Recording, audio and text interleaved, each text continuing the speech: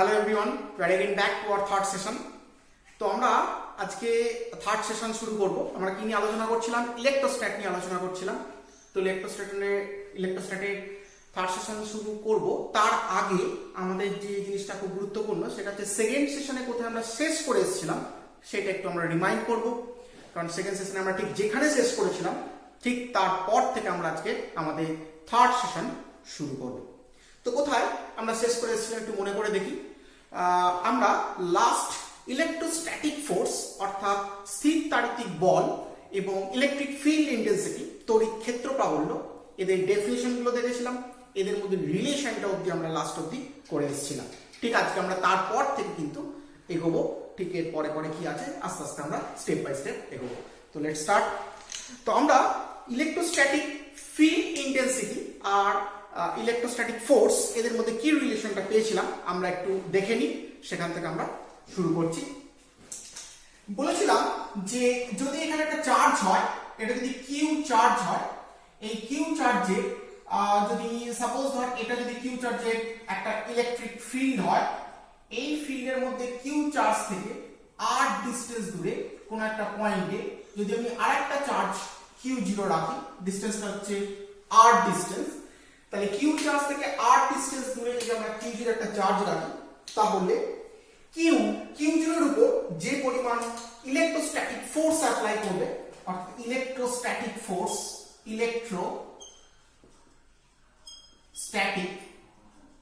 Force যেটা apply করবে সেটা F ইকুয়াল টু আমরা কি লিখতে পারি in SI system 1/4 pi epsilon q into q0 by r square if the charge are in the medium whose electric permittivity is epsilon। অর্থাৎ চার্জগুলো যে মাধ্যমে আছে সেই মাধ্যমে যদি তড়িৎ ভেদ্যতা যদি এপসাইলন হয় তাহলে q0 চার্জের উপর যে পরিমাণ ফোর্স অ্যাপ্লাই করবে তার মানটা 1/4 পাই এপসাইলন q0 বাই কত r কিন্তু হয়ে যাবে।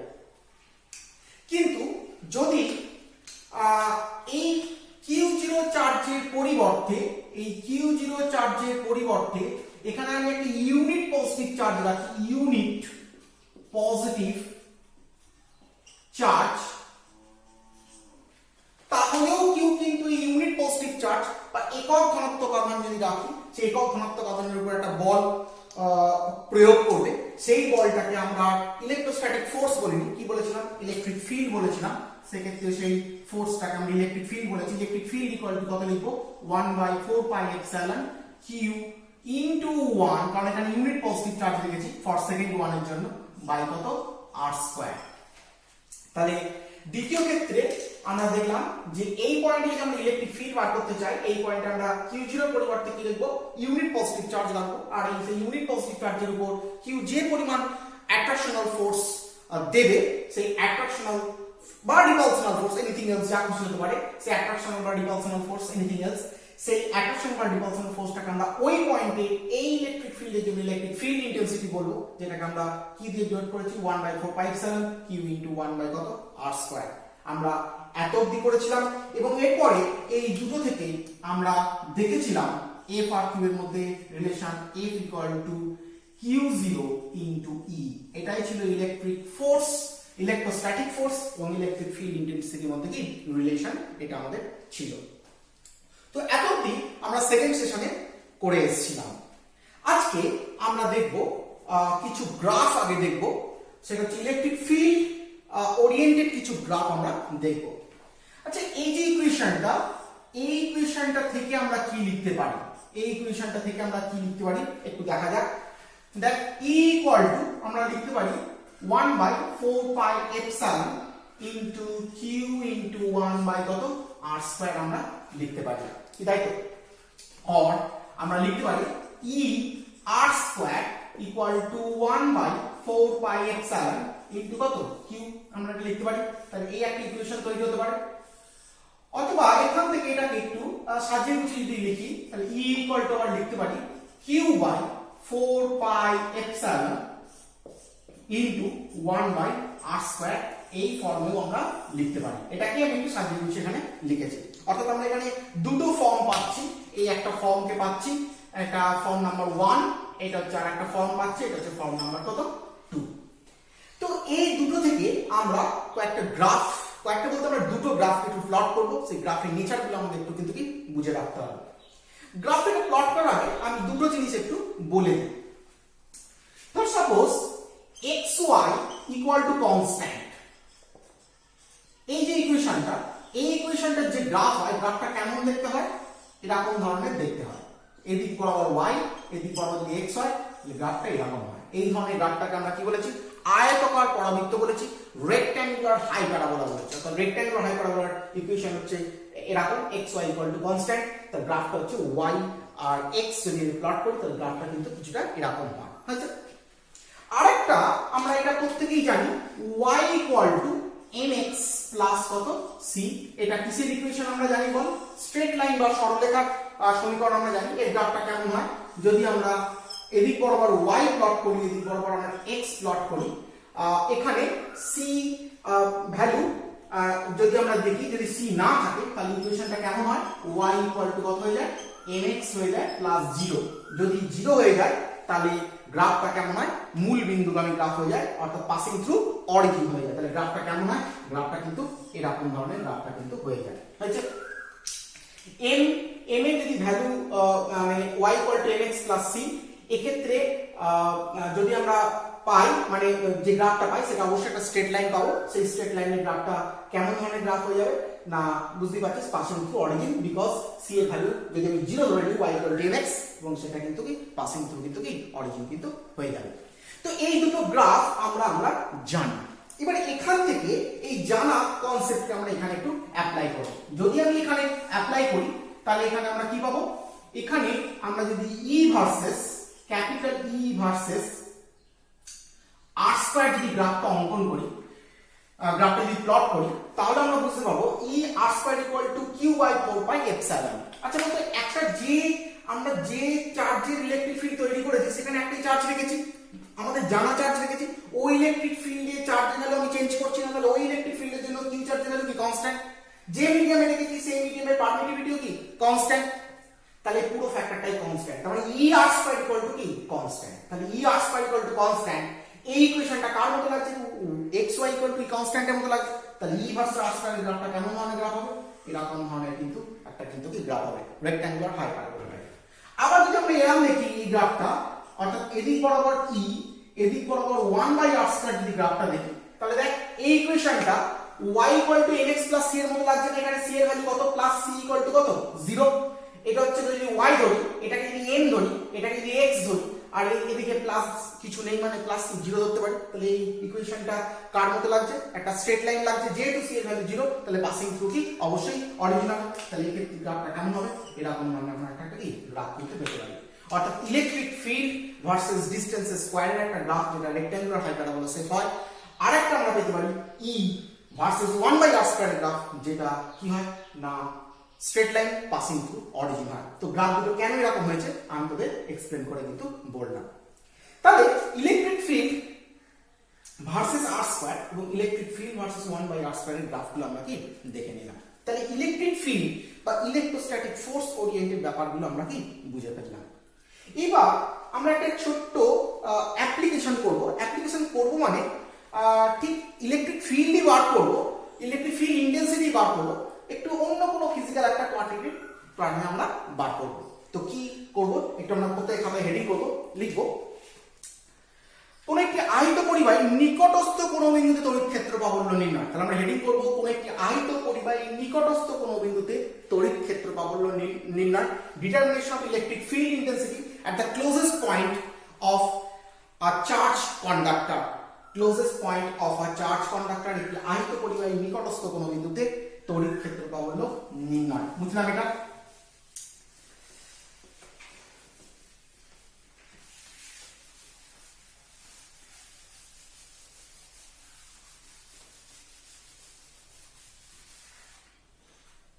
তাহলে আমরা কি করতে চলেছি এখন? Electric field intensity,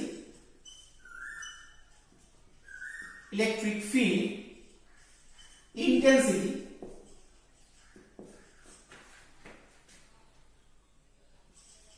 at a closest point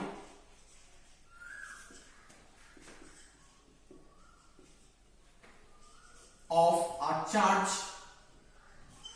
conductor. Electric field intensity at a closest point of a charge conductor, একটি আহিত পরিবাহীর নিকটস্থ কোন বিন্দুতে তড়িৎ ক্ষেত্র প্রাবল্য নির্ণয়। একটি আহিত পরিবাহীর নিকটস্থ কোন বিন্দুতে তড়িৎ ক্ষেত্র প্রাবল্য নির্ণয়। ঠিক এটাকে আমরা আরেকটু অন্য রকম ভাবে বলতে পারি, মানে এটা তো আমরা বলতেই পারি, কিন্তু এটাকে আমরা আরেকটু অন্য রকম ভাবে বলতে পারি। কি বলতে পারি? বলতে পারি এটা electric field intensity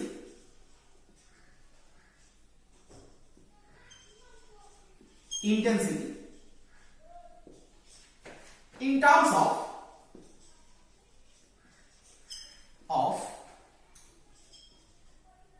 surface charge density. Electric field intensity in terms of surface charge density. আধানের তলমাত্রিক ঘনত্বের আকারে তড়িৎ ক্ষেত্র প্রাবল্য নির্ণয়। Electric field intensity in terms of surface charge density, অর্থাৎ আধানের তলমাত্রিক ঘনত্বের এই যে ফিজিক্যাল কোয়ান্টিটি আছে, এই ফিজিক্যাল কোয়ান্টিটি ইউজ করে আমরা ইলেকট্রিক ফিল্ড ইন্টেন্সিটি কিন্তু কি বার করব। চলো দেখা যাক কি করে বার করা যায়। তো সাপোজ এটা একটা স্ফিয়ার, এই স্ফিয়ারটাতে আমরা কিউ পরিমাণ চার্জ দিয়েছি। স্ফিয়ারটার রেডিয়াস কত? সাপোজ ধর আর হচ্ছে রেডিয়াস, ব্যাসার্ধ কত? আর। খুব ক্লোজেস্ট পয়েন্ট ধর এই একটা পয়েন্ট, এই পয়েন্টে এতটাই ক্লোজেস্ট যে সেন্টার থেকে এই পয়েন্টের দূরত্ব আমরা কত বলতে পারি? আর বলতে পারি, কারণ ভেরি ক্লোজেস্ট পয়েন্ট বলা আছে। তাহলে এই পয়েন্টে আমাদের ইলেকট্রিক ফিল্ড ইন্টেন্সিটি বার করতে হবে। অর্থাৎ এটা যদি পি পয়েন্ট হয়, এখানে আমাদের তড়িৎ ক্ষেত্র প্রাবল্য বার করতে হবে।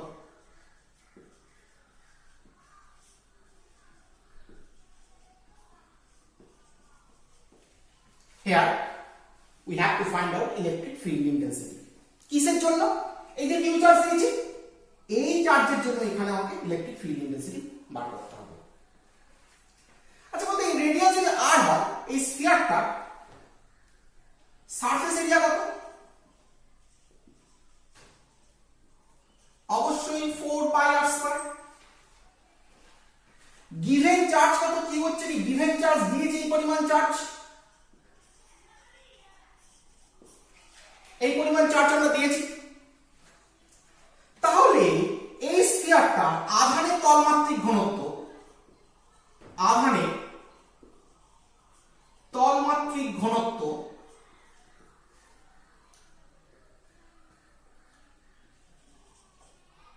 মানে কি সারফেস চার্জ ডেনসিটি। কি বলেছিলাম? সারফেস চার্জ ডেনসিটি কি দিয়ে প্রকাশ করেছিলাম? সিগমা দিয়ে।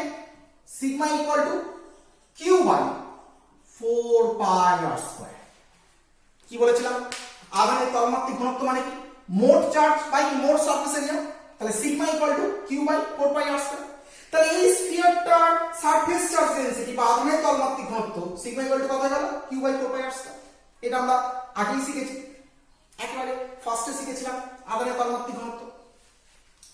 তাহলে এবার আমরা দেখে নেব এই কিউ চার্জ, এই পি পয়েন্টে, কিউ চার্জের জন্য এই পি পয়েন্টে আমরা ইলেকট্রিক ফিল্ড ইন্টেন্সিটি দেখব। কি বলেছিলাম? যেখানে ইলেকট্রিক ফিল্ড ইন্টেন্সিটি বার করতে হবে সেখানে একটা কি রাখবো? ইউনিট পজিটিভ টেস্ট চার্জ রাখবো, অর্থাৎ একক ধনাত্মক পরীক্ষাধীন আধান রাখবো। তাহলে এখানে রাখি, তাহলে কি রাখছি আমরা এখানে? Unit positive test charge. বলেছিলাম যে পয়েন্ট ইলেকট্রিক ফিল্ড ইন্টেন্সিটি বার করতে হবে সেখানে প্রথমে কি রাখবো? ইউনিট পজিটিভ টেস্ট চার্জ, অর্থাৎ একক ধনাত্মক পরীক্ষাধীন আধান, একক ধনাত্মক পরীক্ষাধীন আধান রাখবো। হয়েছে? এই ক্যাপিটাল কিউ পরিমাণ চার্জ এই একক ধনাত্মক পরীক্ষাধীন আধানের উপর যে পরিমাণ ইলেকট্রোস্ট্যাটিক ফোর্স দেবে, অর্থাৎ স্থিরতাড়িতিক বল দেবে, সেই বলটাই হয়ে যাবে ওই পয়েন্টে কি ইলেকট্রিক ফিল্ড ইন্টেন্সিটি। তাহলে আমরা দেখে নিই। তাহলে electric field intensity at point P, electric field intensity at point P অর্থাৎ P বিন্দুতে তড়িৎ ক্ষেত্র পাবো কত capital E equal 1/4 pi epsilon into Q into 1 by কত r স্কয়ার বলতে পারি Q ইনটু 1 বাই কত r স্কয়ার কারণ এখানে কি লিখেছি একক ঘনত্ব কত লিখেছি মান কত 1 আর এখানে চার্জ কত Q তাহলে Q ইনটু 1 বাই কত r square or E equal to 1/4 pi epsilon Q by r square আচ্ছা বলতে এখানে আমরা এটা বার করে রেখেছিলাম তাহলে এখান থেকে আমরা বলতে পারি তো capital Q equal to sigma into 4 pi r square বলতে পারি আমরা এটাকে নিয়ে কি আমরা ওখানে পুট করতেই পারি যদি পুট করি তাহলে জিনিসটা কেমন দাঁড়াবে capital E equal to sigma into 4 pi r square by 4 pi epsilon r square কি বলতে পারি তাহলে r স্কয়ার কাটবে 4 পাই কাটবে তাহলে E equal to sigma by শুধু এপসাইলন দাঁড়িয়ে গেল তাহলে এটি হয়ে গেল একটি আহিত পরিবাহীর নিকটস্থ কোনো বিন্দুতে তড়িৎ ক্ষেত্র প্রাবল্যের রাশিমালা this is the derivation of electric field intensity at the closest point of a charge conducting sphere or conducting surface হয়েছে আচ্ছা বল এই মিডিয়ামটা পারমিটিভিটি আমরা কত নিয়েছিলাম বল এপসাইলন হচ্ছে মাধ্যমে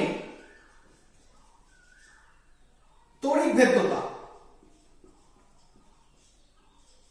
কত ছিল এপসাইলন যদি মাধ্যমটি পরাবৈদ্যুতিক ধ্রুবক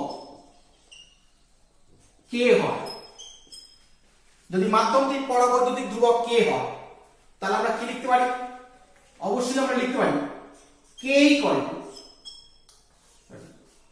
epsilon equal to k into epsilon 0 কি লিখতে পারি কেন না আমরা আগেই শিখেছিলাম কোন মাধ্যমে পরাবৈদ্যুতিক ধ্রুবক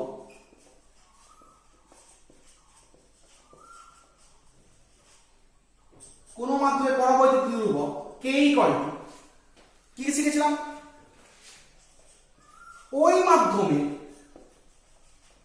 তড়িৎ ভেদ্যতা মানে কত এপসাইলন বাই শূন্য মাধ্যমে তড়িৎ ভেদ্যতা মানে কত এপসাইলন 0 তাহলে অতএব আমরা বলতে পারি epsilon equal to k epsilon 0 এটা আমরা আগে শিখেছি সেটাই আমরা এখানে লিখেছি তাহলে যদি আমরা বসিয়ে দিই তাহলে আমরা কি পাবো E ইকুয়াল টু পেয়ে যাব সিগমা বাই k এপসাইলন 0 और এটাকে অন্যভাবে যদি লিখি E equal to 1 by k epsilon 0 into কত সিগমা কি বলা যায় তাহলে কোন আহিত পরিবাহীর নিকটস্থ কোন বিন্দুতে তড়িৎ ক্ষেত্র পাবো E ইকুয়াল টু আমরা কি বলতে পারি 1 by k into epsilon 0 into ওই আহিত পরিবাহীটার আধানের তলমাত্রিক ঘনত্ব অর্থাৎ electric field intensity at a closest point of a conducting surface E equal to 1 by k epsilon 0 into surface charge density of that conducting surface এই যে এই স্টেটমেন্টটাকে আমরা কি বলি কুলম্বস থিওরেম বলি নট কুলম্বস ল আগে পড়ে ফেলেছি ইট ইজ কি কুলম্বস থিওরেম বাকি কুলম্বের উপপাদ্য দিস ইজ কি কুলম্বস থিওরেম কুলম্বস থিওরেম এটাকে আমরা কি বলি কুলম্বস থিওরেম তাহলে কুলম্বস থিওরেম স্টেটমেন্টটা আমরা কিভাবে বলতে পারি আহিত পরিবাহী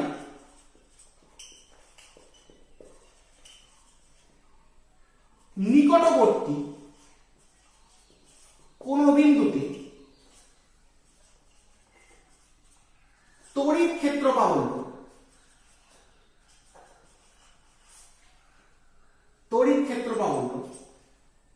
capital E equal to 1 by k epsilon 0 into আহিত পরিমাণ আধানের তলমাত্রিক ঘনত্ব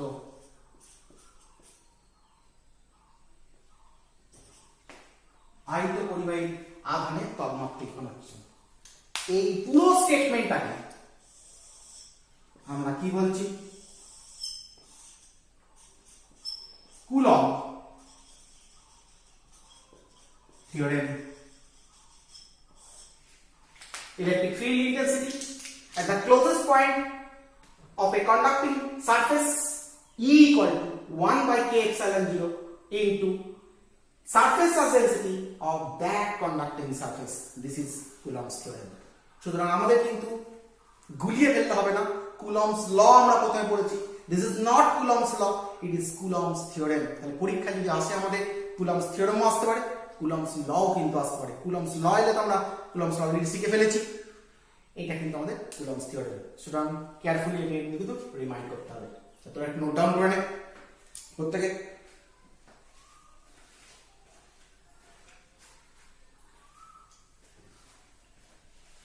হয়েছে?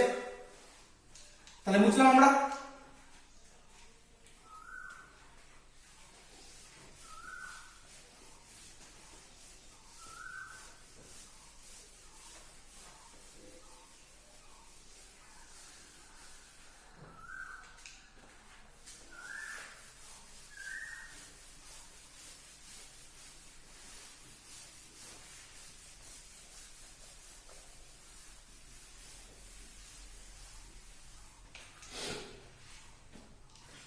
এবার আমরা চলে আসবো এই এতক্ষণ অব্দি আমরা যা যা করলাম এগুলো সবই কিন্তু electrostatic force, electric field and electric field intensity oriented fact.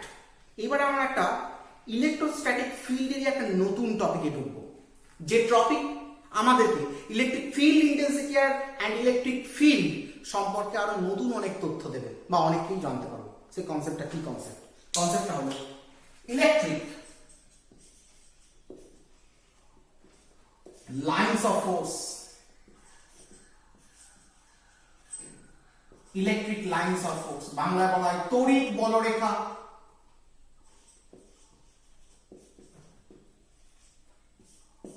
তড়িৎ বলরেখা বা electric lines of force, electric lines of force বাকি তড়িৎ বলরেখা।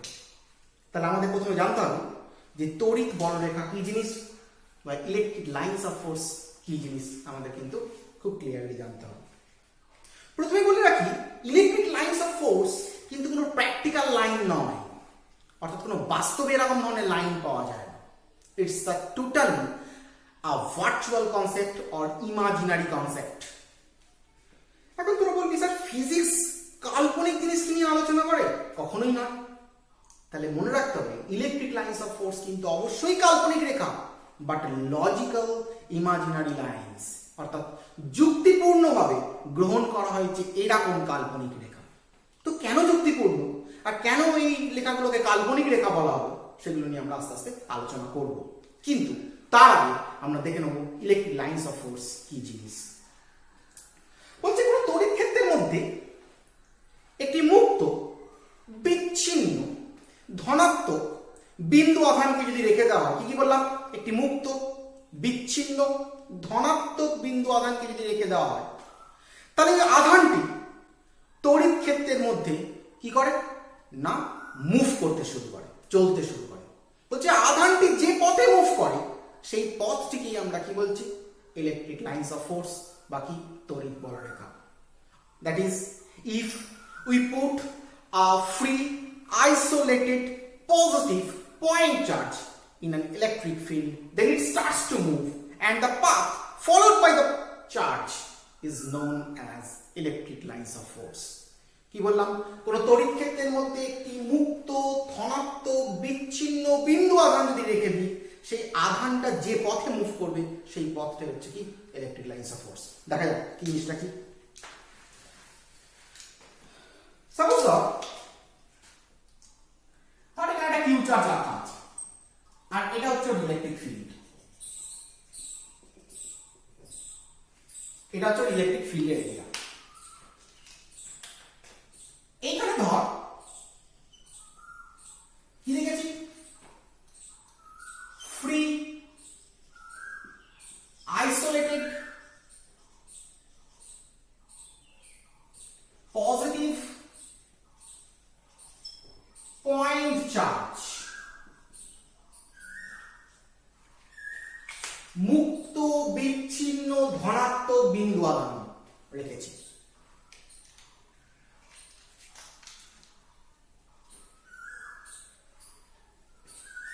তো মুক্ত বিচ্ছিন্ন ধনাত্মক বিন্দু আধান যদি রাখি, এখানে ইউনিট পয়েন্ট চার্জ হবে, ইউনিট পজিটিভ পয়েন্ট চার্জ, মুক্ত বিচ্ছিন্ন একক ধনাত্মক বিন্দু আধান যদি রাখি, তাহলে এই আধানটা এই কিউ চার্জের জন্য একটা ফোর্স ফিল করবে। ফোর্সটা কোন দিকে ফিল করবে? এটাও যদি পজিটিভ আর এটাও যদি পজিটিভ চার্জ রেখেছি, তাহলে ও কি করবে? এদিক বরাবর ফোর্স ফিল করবে। আর যদি ও এদিক বরাবর ফোর্স ফিল করে, তাহলে ও অবশ্যই কি করবে? মুভ করতে শুরু করবে। কোন পাথে মুভ করতে শুরু করবে? এই পাথে মুভ করতে শুরু করবে। এটা মুভমেন্টের পাথ। বলছি যে পাথে মুভ করবে, ওই ফ্রি আইসোলেটেড ইউনিট পজিটিভ চার্জটা যে পাথে মুভ করবে due to this electric field is known as electric lines of force.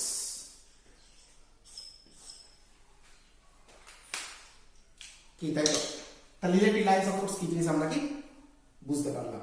তাহলে কি বললাম না, যদি একটি মুক্ত বিচ্ছিন্ন ধনাত্মক বিন্দু আধান যদি আমরা রেখে দিই, সেই মুক্ত বিচ্ছিন্ন ধনাত্মক বিন্দু আধান যে ফোর্স ফিল করে, কার জন্য?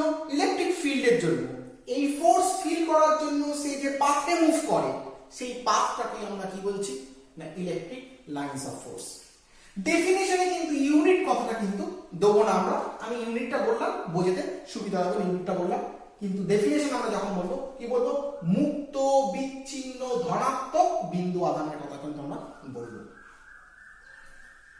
তাহলে বুঝতে পারছিস যে এটা কোনো লাইন নয়, কোনো ড্র করা লাইন নয়, চার্জটা যে পাথে মুভ করছে সেই পাথটাই হচ্ছে আমার লাইন্স অফ ফোর্স। তাহলে এই লাইনটা আগে থেকে এক্সিস্ট হয়ে থাকে না? যেখানে ইলেকট্রিক ফিল্ড তৈরি হয় সেখানে যদি কোনো একটা চার্জ পার্টিকেলকে ফেলে দিই, তাহলে সে যে পাথে মুভ করবে সেটাই কি লাইন্স অফ ফোর্স হয়ে যাবে? তার মানে বোঝা যাচ্ছে এটা কোনো তৈরি হয়ে থাকা জিনিস কিন্তু নয়, যে আগে থেকে আমি তৈরি হয়ে আছে লাইন্স অফ ফোর্স গুলো তো রেডি হয়ে আছে, তা কিন্তু নয়। আমাকে দেখতে হবে যদি কোনো লাইন্স অফ ফোর্স, আমি কোনো ফিল্ডের মধ্যে লাইন্স অফ ফোর্সকে আমাকে জাজ করতে হয়, তাহলে সেখানে একটা ইউনিট ফ্রি আইসোলেটেড পজিটিভ চার্জকে যদি আমরা ফেলে দিই, সেই চার্জটা যে যে যে ডাইরেকশনে মুভ করবে সেটাই হয়ে যাবে কি ওর lines of force. And this is why it is imaginary. আচ্ছা, এবং লজিক্যাল কেন? কারণ লজিক্যাল তো অবশ্যই যুক্তিপূর্ণ, কেননা ফোর্স ফিল করছে, তাহলে ফোর্স ফিল করলে কোনো বডির মধ্যে যদি ফোর্স ফিল করে সে কি মুভ করতে শুরু করবে, এটাই স্বাভাবিক কথা। তার মানে ও যে মুভ করছে সেই মুভমেন্টের কারণে কিন্তু কি ফিল্ড ফোর্স অর্থাৎ ইলেকট্রোস্ট্যাটিক ফোর্স। তাহলে ইলেকট্রোস্ট্যাটিক ফোর্স ও ফিল করছে, তার জন্য মুভ করছে, এই মুভমেন্ট যে পাথে মুভ করছে সেই পাথটাকে বলা হচ্ছে কি ইলেকট্রিক লাইন্স অফ ফোর্স। তাহলে আমরা ইলেকট্রিক লাইন্স অফ ফোর্সটা আমরা কি মোটামুটি ভাবে বুঝতে পারলাম কি বলতে চেয়েছি। আচ্ছা, এবার ধর এরকম একটা ঘটনা ঘটলো, বুঝলাম এটাকে, ধর এরকম একটা ঘটনা ঘটলো, বাট এখানে একটা প্লাস কিউ চার্জ আছে আর এইখানে আর একটা প্লাস কিউ চার্জ আছে।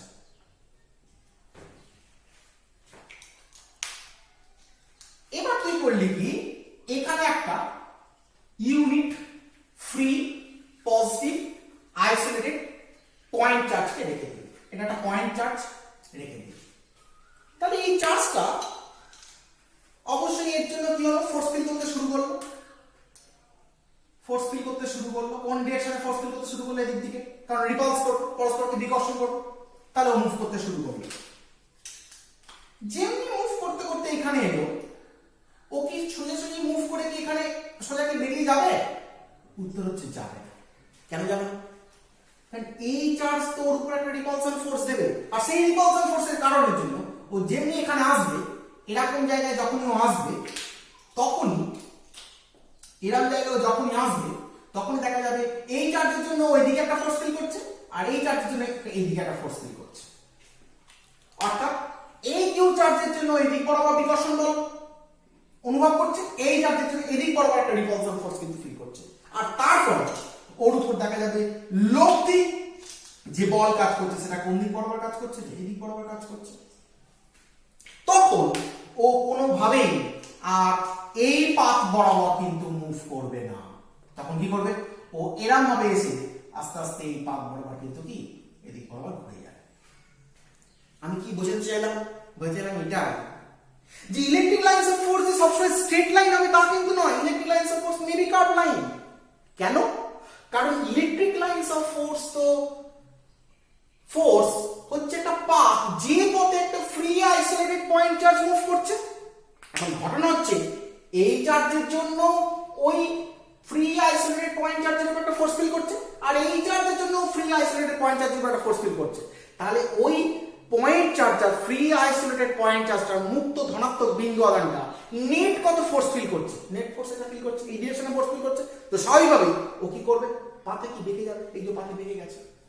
কি তুমি বল, আমি যখন এইখানে যখন ওকে পেয়েছিলাম, এইখানে যখন ও ছিল তখন ও কোন দিকে ফোর্স ফিল করছিল? অবশ্যই এই দিক বরাবর ফোর্স ফিল করছিল। আর ওর মুভমেন্টটা কোন দিকে হয়েছিল? বল, এই দিক বরাবর মুভমেন্ট হয়েছিল। যখন এইখানে ছিল তখন এই দিক বরাবর ফোর্স ফিল করছিল, তখনও কি মুভমেন্ট এই দিকেই ছিল। যখন এইখানে এসছে তখনও কিন্তু ফোর্স কিন্তু ফিল করছে কোন দিক বরাবর? এইখানেই কিন্তু ফোর্স ফিল করছে, এই দিক বরাবরই কিন্তু ফোর্স ফিল করছে, মুভমেন্টও করছে এই দিক বরাবর।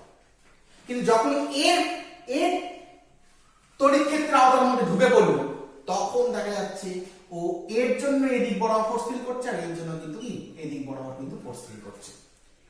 ফলে ওর উপর যে নেট ফোর্সটা ফিল করছে সেই ফোর্সটা এদিকে হচ্ছে না, এদিকে হচ্ছে না। কোন দিকে হচ্ছে বল? এই দিক বরাবর হচ্ছে। আমি কি বোঝাতে চাইছি? বোঝাতে এটাই যে যখন ও স্ট্রেট লাইনে যাচ্ছে তখন ইলেকট্রোস্ট্যাটিক ফোর্স যে কাজ করছে ওর মুভমেন্টও কিন্তু সেই দিকেই কিন্তু ঘটছে। কিন্তু যখন ও কার্ভ পাথে যাচ্ছে তখন কিন্তু কোন দিক বরাবর ওর মুভমেন্ট ঘটছে? ওর মুভমেন্ট ঘটছে কার্ভের দিক বরাবর, কার্ভ পাথ বরাবর। আর সেই সময় ওর উপর যে ফোর্সটা কাজ করছে সেই ফোর্সটা যে পয়েন্টে কথা আমরা ভাবছি সেই পয়েন্টে যদি আমরা একটা ট্যানজেন্ট ড্র করি, স্পর্শক অঙ্কন করি, সেই স্পর্শকের দিক বরাবর কাজ করছে। দ্যাট মিন্স ও যখন এইখানে আছে তখন ওর উপর ফোর্স এইভাবে কাজ করছে। যখন এইখানে চলে এসছে তখন ওর উপর ফোর্স কোন দিক বরাবর কাজ করছে? এই দিক বরাবর কাজ করছে। যখন এইখানে ছিল ফোর্স কি করছিল? এই দিক বরাবর কাজ করছে।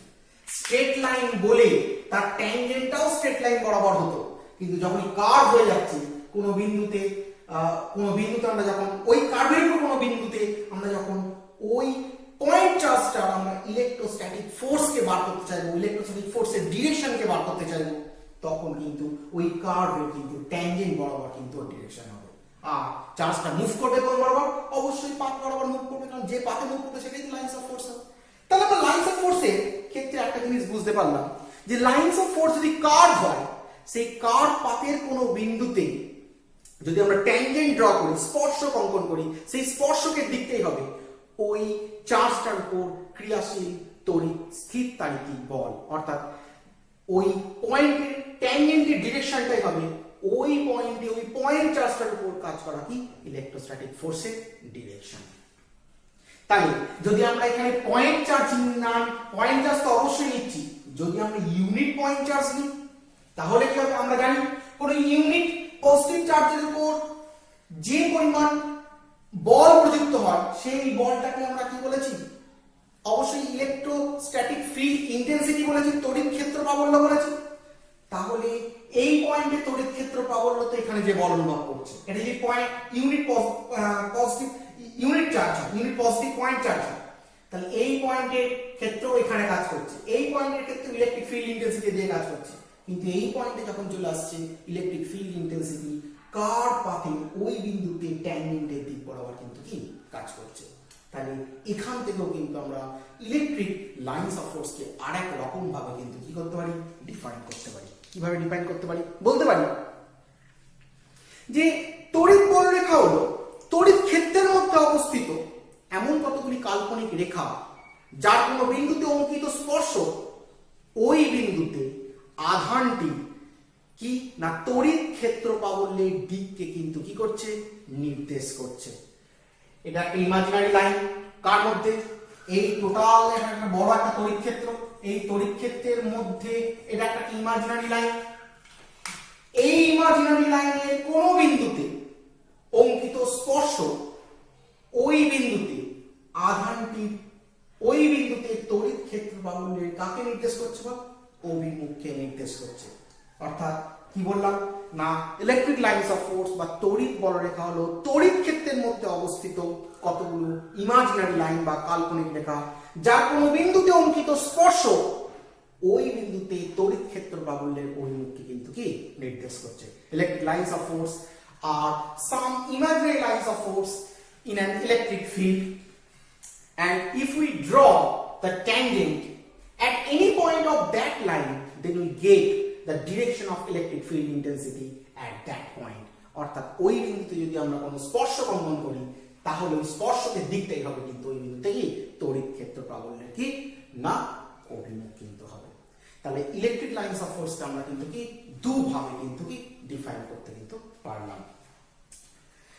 তাহলে আমি একবার রিক্যাপচুলেট করে দিই। তাহলে প্রথমে আমি কিভাবে ডিফাইন করেছিলাম, বলেছিলাম যে তড়িৎ বলরেখা কি না কোনো তড়িৎ ক্ষেত্রের মধ্যে যদি একটা মুক্ত ধনাত্মক বিন্দু আধানকে, বিচ্ছিন্ন বিন্দু আধানকে রেখে দিই, আধানটি যে পথে গমন করে সেই পথটি হলো কি ইলেকট্রিক লাইন্স অফ ফোর্স। আর দ্বিতীয় ক্ষেত্রে কি বললাম না, ইলেকট্রিক লাইন্স অফ ফোর্স বা তড়িৎ বলরেখা হলো তড়িৎ ক্ষেত্রের মধ্যে অবস্থিত কতগুলো ইমাজিনারি বা কাল্পনিক লাইন যার কোনো বিন্দুতে অঙ্কিত স্পর্শ ওই বিন্দুতে তড়িৎ ক্ষেত্র প্রাবল্যের অভিমুখকে কিন্তু কি নির্দেশ করে। That means if we put a free isolated point positive charge in an electrostatic field, then it starts to move and the path followed by the charge is known as electric lines of force. And দ্বিতীয় ক্ষেত্রে আমরা কি বললাম, electric lines of force are those imaginary lines in an electric field, and if we draw the tangent at any point of that imaginary line, then we get the direction of electric field intensity at that point by the direction of tangent. Tangent direction বরাবর স্পর্শকের মুখ বরাবর কিন্তু আমরা কি পাবো। তাহলে আমি আশা করি বোঝাতে পেরেছি যে কি জিনিসটা হচ্ছে বা ইলেকট্রিক লাইন্স অফ ফোর্সের গুরুত্ব কোথায়। মুছলাম এটা।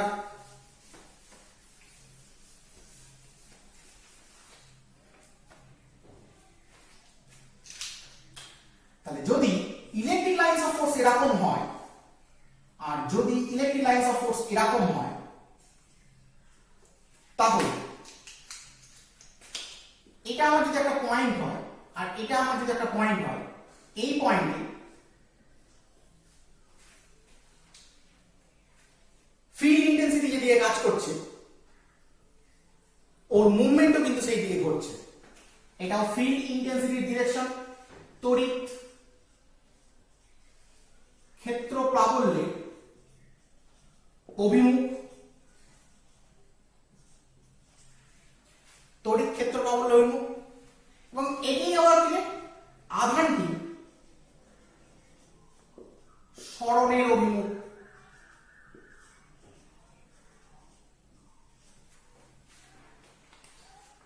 যদি আধানটা কি হয় একটা ইউনিট পজিটিভ চার্জ হয়, কারণ আমরা জানি যেখানে ইলেকট্রিক ফিল্ড ইন্টেন্সিটি বাড়বো তড়িৎ ক্ষেত্র প্রাবল্য বাড়বো সেখানে কি রাখতে হবে, একক ধনাত্মক আধান রাখতে হবে। কিন্তু এখানে একক ধনাত্মক আধান শুধু রাখতে হবে না, আধানটা কি হতে হবে মুক্ত বিচ্ছিন্ন হতে হবে, অর্থাৎ ফ্রি আইসোলেটেড হতে হবে। ঠিক একইভাবে ওই যখন একটা unit free isolated positive point charge এদিক বরাবর মুভ করছে, এই পয়েন্টে যখন এসছে তখন ওর উপর ওর যে এখানে যে তড়িৎ ক্ষেত্র প্রাবল্য তার দিকটা কোন দিকে হবে, অবশ্যই এই দিক হবে। এটাও কি তড়িৎ ক্ষেত্র প্রাবল্যের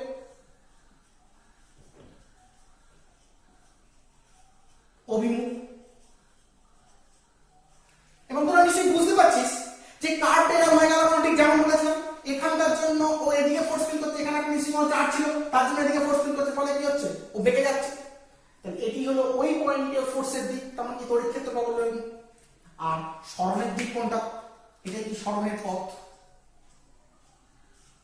এটি হলো আধান দিক, সরণের পথ।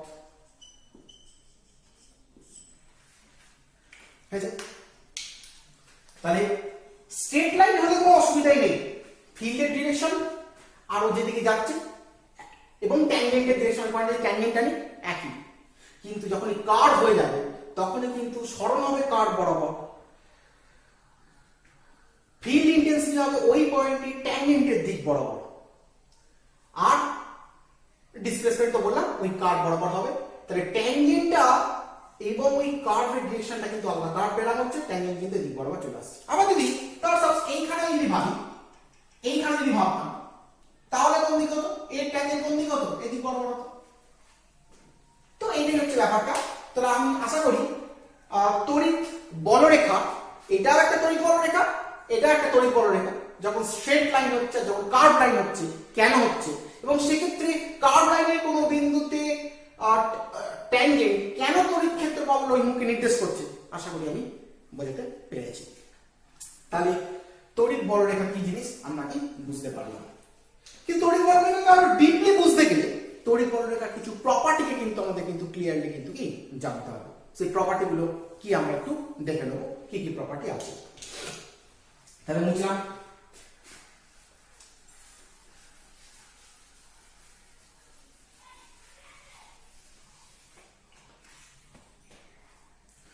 তড়িৎ বলরেখার প্রথম প্রপার্টিতে বলা হচ্ছে তড়িৎ বলরেখা কোন ধনাত্মক আধান ক্ষেত্র থেকে উৎপন্ন হয়, আর কোন ঋণাত্মক আধান ক্ষেত্রে কি হয়, শেষ হয়।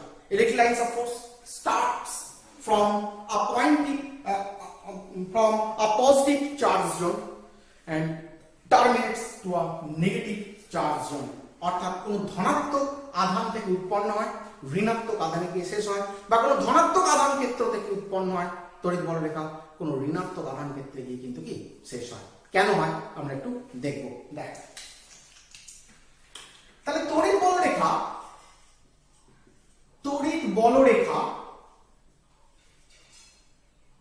ধনাত্মক আধান বা আধান ক্ষেত্র থেকে উৎপন্ন হয়,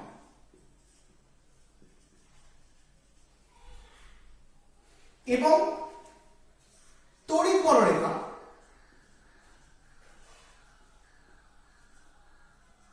ঋণাত্মক আধান বা আধান ক্ষেত্র তে মিলিত হয়। Electric lines of force originate from positive charge or positive charge zone, and electric lines of force terminates in negative charge and negative charge zone. এটা হচ্ছে একটা property car electric lines of force. তোমরা প্রশ্ন করতে পারিস কিভাবে এটা হলো, ধনাত্মক আধান ক্ষেত্র থেকে উৎপন্ন হচ্ছে কেন, ঋণাত্মক আধান ক্ষেত্রেই গিয়ে মিলছে কেন, একটু ভাবা যায়। ধর সাপোজ আমি এখানে একটা প্লাস চার্জ রাখলাম, তাহলে এটা হচ্ছে একটা প্লাস চার্জের ফিল্ড, আচ্ছা। এবার ধর তড়িৎ ক্ষেত্র প্রাবল্য আমি বার করতে চাইছি, এই পয়েন্টে আমি তড়িৎ ক্ষেত্র প্রাবল্য বার করতে চাই, তাহলে এখানে কি রাখতে হবে, অবশ্যই রাখতে হবে ইউনিট পজিটিভ টেস্ট চার্জ, একক ধনাত্মক পরীক্ষাধীন আধান রাখতে হবে। এখন বল এই একক ধনাত্মক পরীক্ষাধীন আধানটা এই আধানের জন্য কোন দিকে বল অনুভব করবে, অবশ্যই দিকে বল অনুভব করবে। যেদিকে বল অনুভব করবে আধানটা কি করবে, সেই পথেই মুভ করবে, এই যে এই ডিরেকশনে মুভ করছে কি, তাই তো। তাহলে এই ডিরেকশনটাই, এই পাথটাই হচ্ছে কি তড়িৎ বলরেখা।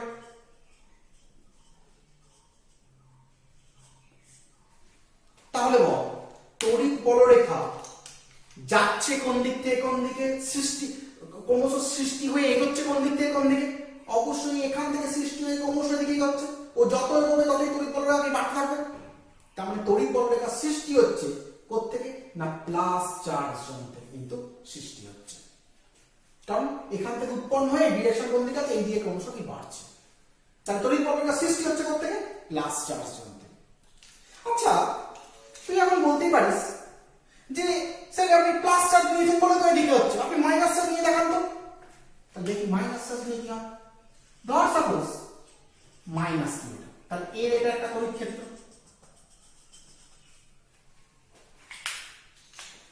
ধর সাপোজ এইখানে আমি ইলেকট্রিক ফিল্ড ইন্টেন্সিটি বার করতে চাইছি, ঠিক আছে? তাহলে এখানে আমি কি রাখবো? একটা unit positive test charge, unit positive test charge রাখবো। আচ্ছা বল, এটা যদি ইউনিট পজিটিভ টেস্ট চার্জ হয়, তাহলে এই ইউনিট পজিটিভ টেস্ট চার্জটা কে মাইনাস কিউ চার্জ কি করবে? নিজের কেন্দ্রের দিকে টানবে।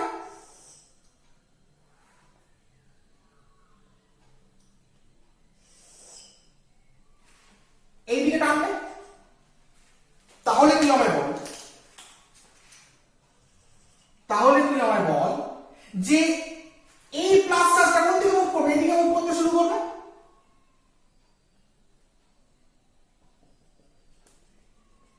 তাহলে মুভমেন্টের ডিরেকশন কোন দিক থেকে কোন দিকে? এদিক থেকে এদিকে।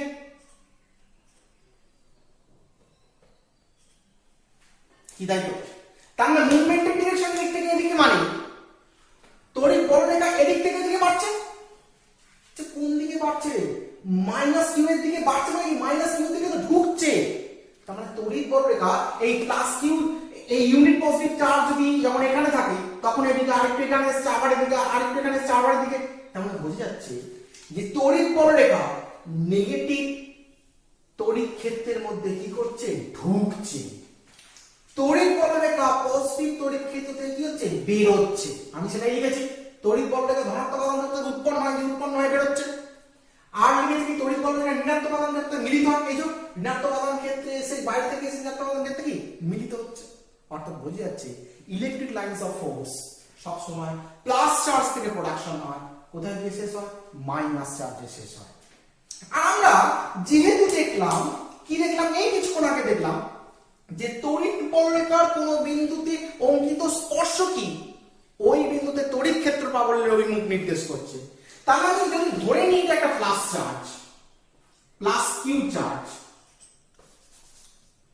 ধর এটা একটা প্লাস কিউ চার্জ, আর এখানে একটা মাইনাস কিউ চার্জ,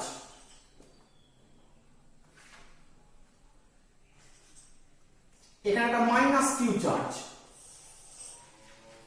তাহলে আমি তো বলতেই পারি এখান থেকে লাইনস অফ ফোর্স কোন দিকে যাচ্ছে? এদিকে যাচ্ছে। কারণ এই যে লাইনস অফ ফোর্স প্লাস থেকে বের হচ্ছে, আর কোথায় ঢুকছে? মাইনাসে গিয়ে ঢুকছে। এই যে প্লাস থেকে বের হচ্ছে, মাইনাসে গিয়ে ঢুকছে, মাইনাসে গিয়ে ঢুকছে, বলতে পারি।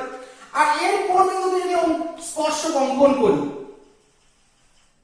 এই বিন্দুর ইলেকট্রিক ফিল্ড ইন্টেন্সিটি ডিরেকশন বার করতে যাচ্ছি, তাহলে এই বিন্দুতে স্পর্শকের দিকটাই তো ইলেকট্রিক ফিল্ড ইন্টেন্সিটি ডিরেকশন হবে। কারণ আমি কিছুক্ষণ আগে বলেছি যে তড়িৎ বলরেখার কোন বিন্দুতে অঙ্কিত স্পর্শ কি ওই বিন্দুতে তড়িৎ ক্ষেত্র প্রাবল্য ওই মুখ নির্দেশ করে। তার মানে বোঝা যাচ্ছে তড়িৎ ক্ষেত্র প্রাবল্যের অভিমুখ কোন দিক থেকে কোন দিকে হয়? প্লাস চার্জ থেকে মাইনাস চার্জের দিকে হয়। কেন না? তড়িৎ বলরেখাও সৃষ্টি হয় যেহেতু প্লাস থেকে এবং শেষ হয় যেহেতু মাইনাসে, আর তড়িৎ বলরেখার কোন বিন্দুতে অঙ্কিত স্পর্শ যেহেতু তড়িৎ ক্ষেত্র প্রাবল্য অভিমুখ নির্দেশ করে, তাহলে আমরা সেই সিকোয়েন্স থেকে বলতে পারি যে তড়িৎ ক্ষেত্র প্রাবল্য সব সময়ের জন্যই কোন দিক থেকে কোন দিকে মুভ করে? না প্লাস থেকে মাইনাসের দিকে কিন্তু কি মুভ করে। অর্থাৎ তড়িৎ ক্ষেত্র প্রাবল্যের দিক কোন দিক থেকে কোন দিকে? প্লাস চার্জ থেকে মাইনাস চার্জ দিকে। অর্থাৎ কি কনফিউশনে পেলাম? তড়িৎ পেলাম এটা তড়িৎ ক্ষেত্র প্রাবল্য, তড়িৎ ক্ষেত্র প্রাবল্য এর অভিমুখ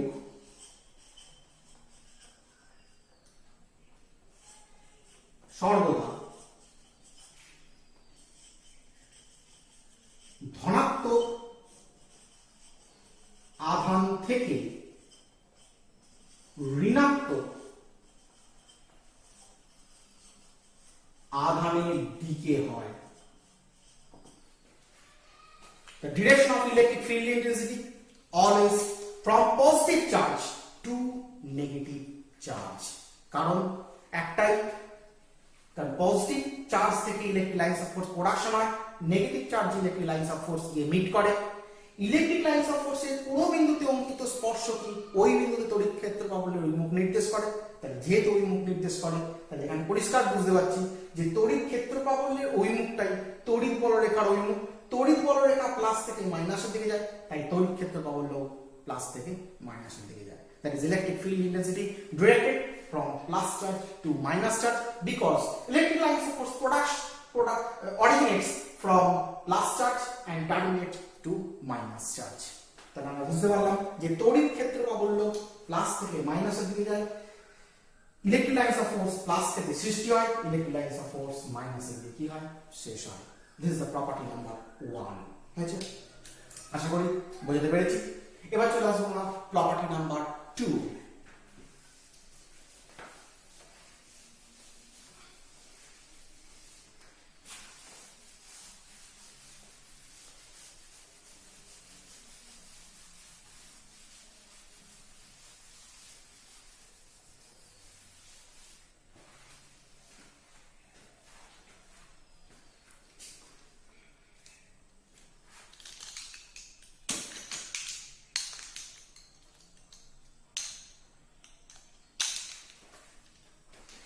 প্রপার্টি নাম্বার 2 তে আমরা চলে আসবো।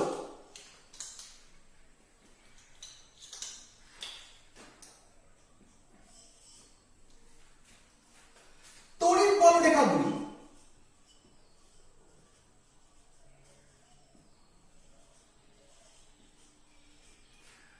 কখনো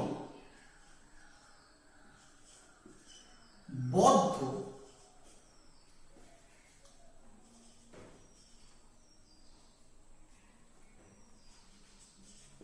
লুপ বা বদ্ধ রেখা হয় না। কি বললাম? তড়িৎ বলরেখাগুলি কখনো বদ্ধ লুপ বা বদ্ধ রেখা হয় না। Electric lines of force never be close loop, অর্থাৎ ইলেকট্রিক লাইন্স অফ ফোর্স কখনো কিন্তু বদ্ধ লুপ হয় না। ইলেকট্রিক লাইন্স অফ ফোর্স বদ্ধ লুপ হয় না কি করে আমরা বুঝব? একটু এক্সপ্লেন করা যাক। Let's see.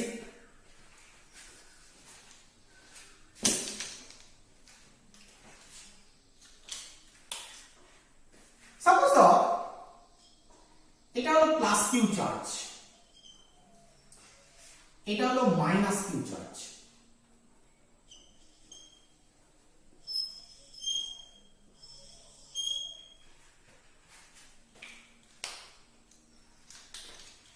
আমি কি বলেছি? আমি বলেছিলাম যে ইলেকট্রিক লাইন্স অফ ফোর্স হচ্ছে সেই ইমাজিনারি লাইন্স,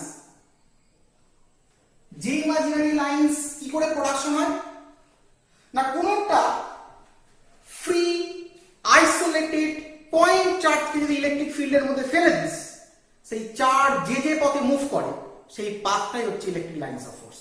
তো দেখা যাক, সাপোজ একটা তুই ওরকম পয়েন্ট চার্জকে এখানে রেখে দিয়েছিস, পয়েন্ট চার্জ দেখিনি কিছুক্ষণ বাদে এখানে গেল, এখানে গেল, এখানে গেল, এখানে গেল, এখানে গেল, এখানে গেল, গিয়ে কি হলো, এখানে ঢুকলো। তার মানে কি হলো?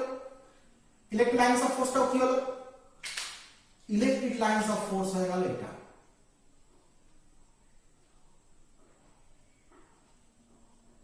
Hot and solve electric lines of force কোথায় বেরিয়েছে? প্লাস থেকে। কোথায় গিয়ে মিট করেছে? মাইনাসে গিয়ে মিস করেছে। এদিক থেকে দিয়ে গেল কেন? কারণ এটা কি plus charge, unit positive free point charge ছিল। তাহলে এই প্লাস চার্জ কি, এই প্লাস চার্জ কি রিপালস করেছে, বিকর্ষণ করেছে, আর এই টেনেছে, তাই কি হয়েছে, ভাবে ঢুকেছে।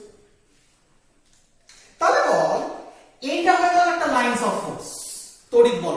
কারণ ওই পাতে গেছে। আমরা প্রশ্ন করতে পারি স্যার এখান দিয়ে দিতে হবে, অবশ্যই করতে এখান দিয়ে যে কোনো জায়গা দিয়ে দেবো, আমি আর একটা পাতকে দেখিয়েছি। আচ্ছা বল এখানে ঢোকার পর ওই ইউনিট ফ্রি আইসোলেটেড পয়েন্ট চার্জটাকে আবার এদিক থেকে বেরিয়ে গিয়ে এদিকে আসতে পারবে? উত্তর হচ্ছে না, পারবে না। কেন না? ওই ইউনিট পজিটিভ ফ্রি চার্জটা, আইসোলেটেড ফ্রি চার্জটা যেমনি নেগেটিভ আধান ক্ষেত্রের মধ্যে ঢুকে গেল, ও তো নেগেটিভ আধান ক্ষেত্রকে অ্যাট্রাক্ট করে রেখে দেবে। ও কখনোই নেগেটিভ আধান ক্ষেত্র থেকে বেরিয়ে পুনরায় এখানে আসতে পারবে না। যদি আসতো তাহলে বলতাম এটা ক্লোজ লুপ হতো। যেহেতু আসতে পারছে না, এই লাইনটা তৈরি হতে পারছে না, যেহেতু পারছে না তো ক্লোজ লুপ হচ্ছে না। তাহলে কি বোঝা গেল? বোঝা গেল এটাই, electric lines of force never be close loop. তো এখন প্রশ্ন করতে পারিস, স্যার আপনি চার্জটাকে এখানে ছেড়েছেন তাই ওই দিক দিয়ে গেছে, আপনি এখানে ছাড়ুন তো দেখি, দেখা যাক এখানে ছেড়ে কি ঘটনা ঘটে। তাই কিন্তু লাইনটা মুছে দিলাম। সাপোজ ধর তুই চার্জটাকে এখানে ছেড়ে দিলি, free isolated point positive charge ছেড়ে দিলি, তাহলে চার্জটা কি হলো? এ কে ঠেলছি, কোন দিকে ঠেলছে? এদিকে ঠেলছে, এখান থেকে এখানে গেল, আর এ কে টানছি, এখান থেকে এখানে গেল, এখান থেকে এখানে গেল, এখান থেকে এখানে গেল, এখান থেকে এখানে গেল, তাহলে কোন পথে ট্রাভেল করলো? এই পথে ট্রাভেল করলো। তাহলে যে পথে ট্রাভেল করেছে লাইনস অফ ফোর্স, তাহলে লাইনস অফ ফোর্সের ডিরেকশন এদিকে। আচ্ছা বল, এখানে ঢোকার পর ও কি এই ফ্রি আইসোলেটেড পয়েন্ট পজিটিভ চার্জটাকে এদিক দিয়ে বেরিয়ে পুনরায় আবার এসে এখানে কি ঢুকতে পারবে? উত্তর হচ্ছে পারবে না। কেন পারবে না? কারণ যেমনি পয়েন্ট পজিটিভ চার্জ এখানে ঢুকে গেল, ও তো ওর মধ্যে অ্যাবসর্ব হয়ে গেল, কারণ মাইনাস চার্জ ছিল প্লাস চার্জ, তাহলে প্লাস চার্জ মাইনাস চার্জ কি করলো? অ্যাট্রাক্ট করে রেখে দিয়েছে, কখনোই ওখান থেকে বেরিয়ে এখানে আসতে পারবে না। যদি আসতে পারতো তাহলে ক্লোজ লুপ হতো, কিন্তু যেহেতু আসতে পারছে না তাহলে ক্লোজ লুপ কি হবে না। তাহলে বোঝা যাচ্ছে electric lines of force never be close loop, অর্থাৎ কখনোই কিন্তু বদ্ধ লুপ গঠন করতে পারে না, বা বদ্ধ রেখা কিন্তু ইলেকট্রিক লাইনস অফ ফোর্স কিন্তু কখনোই হয় না। ক্লিয়ার? এবার আমরা 3 নম্বর প্রপার্টিতে আমরা চলে আসবো। বুঝলাম এটা?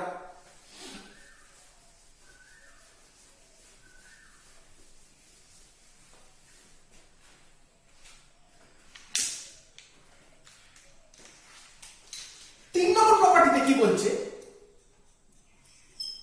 3 নম্বর প্রপার্টিতে বলছে কোন পরিবাহীর মধ্যে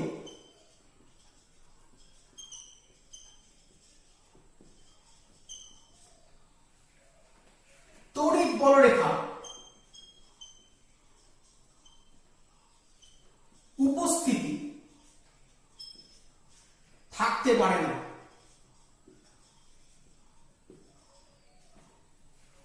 Electric lines of force never exist inside a conductor.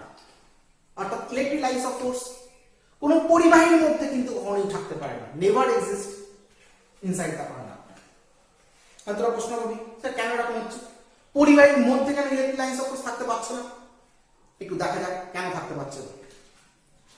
আচ্ছা বল, ইলেকট্রিক লাইনস অফ ফোর্সের জন্মস্থান কোথায়? Plus charge zone. Electric lines of ফোর্সের মৃত্যুস্থল বা মিলিত হওয়ার স্থান কোনটা? Minus charge zone. তাহলে যদি কোথাও প্লাস চার্জ থাকে তাহলে সেখান থেকে লাইনস অফ ফোর্স প্রোডাকশন হবে, আর যদি কোথাও মাইনাস চার্জ থাকে তাহলে সেখানেই লাইনস অফ ফোর্স যাবে মিট করবে। যদি প্লাস চার্জ বা মাইনাস চার্জ না থাকে তাহলে সেখানে লাইনস অফ ফোর্স কি প্রোডাকশন কিন্তু হবে না। এটুকুন আমরা শিখেছি। লেটস সি, দেখা যাক। তাহলে সাপোজ এটা একটা কন্ডাক্টর, এটা একটা কি কন্ডাক্টর, এটা একটা পরিবাহী। এই পরিবাহীর মধ্যে অজস্র পরমাণু আছে, পরমাণুর মধ্যে ইলেকট্রন প্রোটন আছে। ধরলাম সমস্ত প্লাস গুলো হচ্ছে এটা, আর সমস্ত মাইনাস গুলো হচ্ছে এটা। যত প্রোটন আছে সব প্লাস নিয়ে এটা প্লাস, যত ইলেকট্রন আছে তার নিয়ে হচ্ছে মাইনাস। আচ্ছা বলতো, পরিবাহীটা যদি নিস্তড়িত হয়, আনচার্জড হয়, তাহলে এর মধ্যে number of positive charge, number of negative charge equal. তার মানে এর মধ্যে নেট চার্জ 0। যদি নেট চার্জ যদি 0 হয় তাহলে কি এখান থেকে লাইনস অফ ফোর্স প্রোডাকশন হবে? তা আমি এইমাত্র বলেছি, যদি না পজিটিভ চার্জ সেখানে এক্সিস্ট করে, নেট চার্জ রূপে পজিটিভ চার্জ এক্সিস্ট যদি না করে, তাহলে সেখান থেকে কোনোভাবেই লাইনস অফ ফোর্স প্রোডাকশন হবে না। তাহলে যেহেতু নেট চার্জ রূপে কোনো পজিটিভ চার্জ নেই, নেট চার্জ এখানে 0, তাহলে এখানে কি হবে না?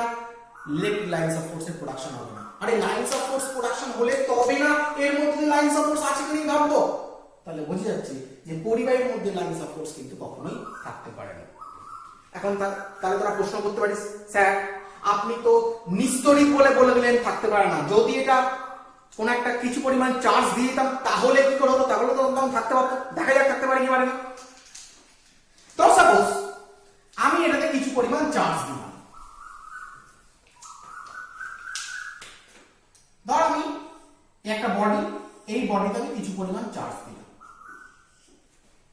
এখানে নিস্তড়িত নয়, এখন আনচার্জ নয়, কিন্তু কিছু পরিমাণ এক্সট্রা পজিটিভ চার্জ দিয়েছি। অর্থাৎ এখানে পজিটিভ চার্জের ভ্যালু টোটাল অ্যামাউন্ট নেগেটিভ চার্জের থেকে কি হচ্ছে বেশি, তাই এটা পজিটিভ চার্জ হয়ে আছে। তাহলে তো পজিটিভ চার্জ থেকে একটি লাইন সাপোজ বেরোবে, এই বেরোচ্ছে,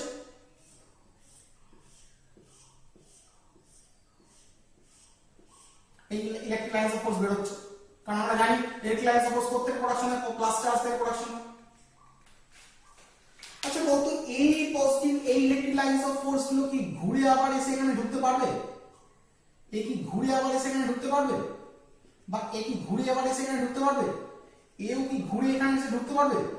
বা এও কি ঘুরে এসে ঢুকতে পারবে? বা এও কি ঘুরে এসে এখানে ঢুকতে পারবে? এও কি ঢুকতে পারবে? উত্তর হচ্ছে না, কখনোই ঢুকতে পারবে না। কেন পারবে না?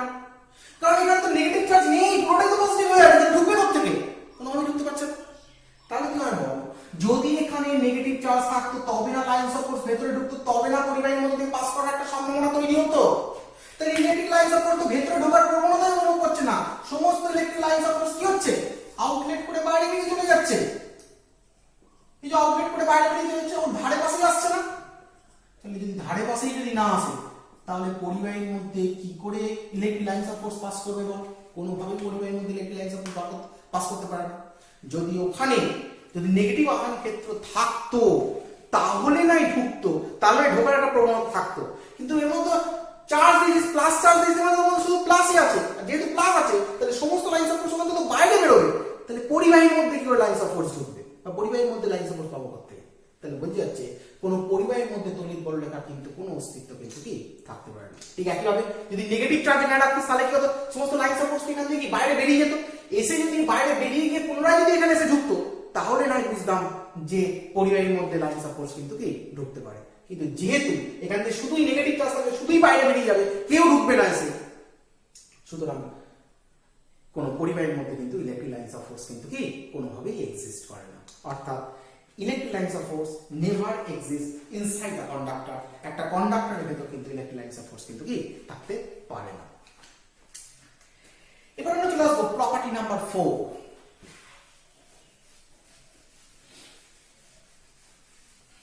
কি বলছে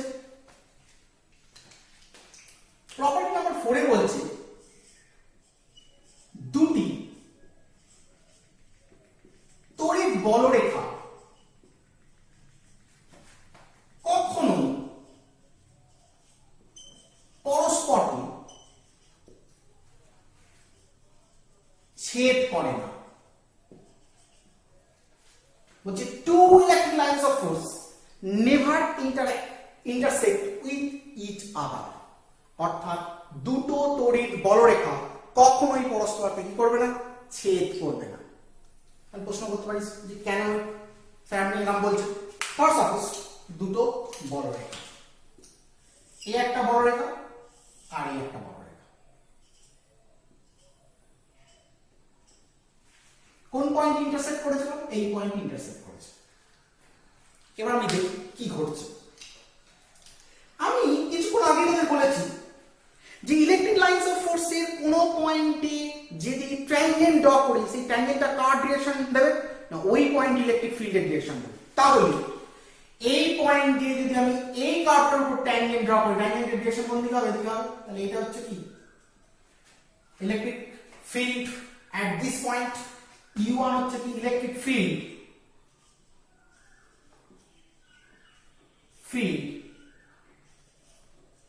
at point P, যদি পয়েন্টটা P পয়েন্ট হয়। আবার এই P পয়েন্টে যদি এই লাইন এর কার্ভের উপর দাঁড়িয়ে আছে তাহলে আমি এই পয়েন্ট দিয়ে তো একটা ট্যানজেন্ট ড্র করতে পারি। এটা ধরলাম E2, তাহলে এটাও তো ইলেকট্রিক ফিল্ড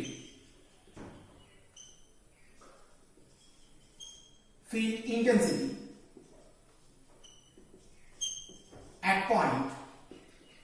পি, এটাও তো পি বিন্দুতে তড়িৎ ক্ষেত্র পাবো।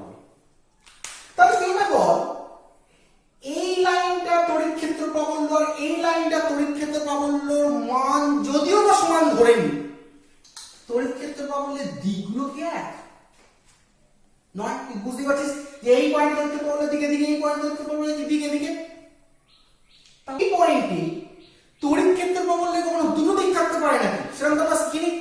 আমরা জানি তো তড়িৎ ক্ষেত্র প্রাবল্যের একটাই দিক থাকে সবসময়ের জন্য, ওই পয়েন্টে কোনো একটা পয়েন্টে তড়িৎ ক্ষেত্র প্রাবল্যের একটাই দিক থাকে। তাহলে এই পয়েন্টে তড়িৎ দুটো যদি ইলেকট্রিক লাইনস অফ ফোর্স যদি পরস্পরকে ইন্টারসেক্ট করে, তাহলে ওই পয়েন্টে তড়িৎ ক্ষেত্র প্রাবল্যের কি থাকবে? তড়িৎ ক্ষেত্র প্রাবল্যের একটাই দিক থাকবে। কিন্তু এখানে দেখা যাচ্ছে কটা দিক? দুটো দিক হয়ে যাচ্ছে।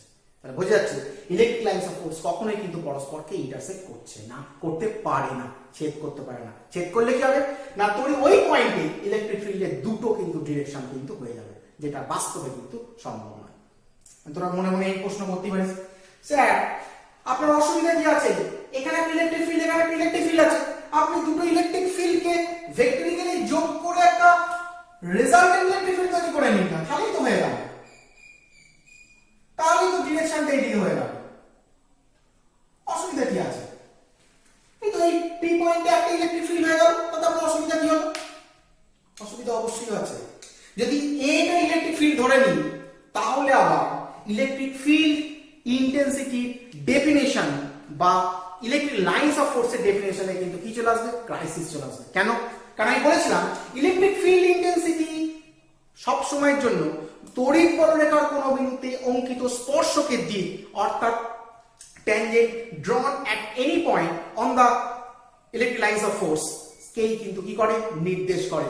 তড়িৎ বলরেখার কোন বিন্দুতে অঙ্কিত স্পর্শকের দিকটি হলো কি না, ওই বিন্দু তড়িৎ ক্ষেত্র প্রাবল্যের দিক। আচ্ছা বলতো, যদি আমি ধরে নিই তড়িৎ ক্ষেত্র প্রাবল্যের দিক, তাহলে এই দিকটা এই পয়েন্টে না এই লাইনের উপর স্পর্শকের দিক, না এই লাইনের উপর স্পর্শকের দিক, তাহলে দেখা যাচ্ছে এটাও কিন্তু কি ভায়োলেট করে যাচ্ছে। তাহলে যদি দুটো ইলেকট্রিক ফিল্ডকে ধরে নিয়ে আমি একটা ইলেকট্রিক ফিল্ড ধরি, তাহলে আবার আগের কেসটা ভায়োলেট করে যাচ্ছে, যে এই লাইনটা, এই ডিরেকশনটা এর স্পর্শকের দিক না, এই পয়েন্টে এরও স্পর্শক নয়, এই পয়েন্টে এই কার্ভেরও কি স্পর্শক নয়। তাহলে কি বোঝা যাচ্ছে? বোঝা যাচ্ছে এটা যে electric lines of force never intersect each other, অর্থাৎ তড়িৎ বলরেখা কখনোই পরস্পরকে কিন্তু কি করে না? ছেদ কিন্তু করে না। হয়েছে? প্রপার্টি নাম্বার 4 মুছে দিলাম এটা। এগুলো সব কিন্তু যেগুলো বলছি সব প্রত্যেকটা নোট ডাউন করবি, ঠিক আমি যেভাবে বলছি। প্রপার্টি নাম্বার 5 এ আমরা চলে আসি।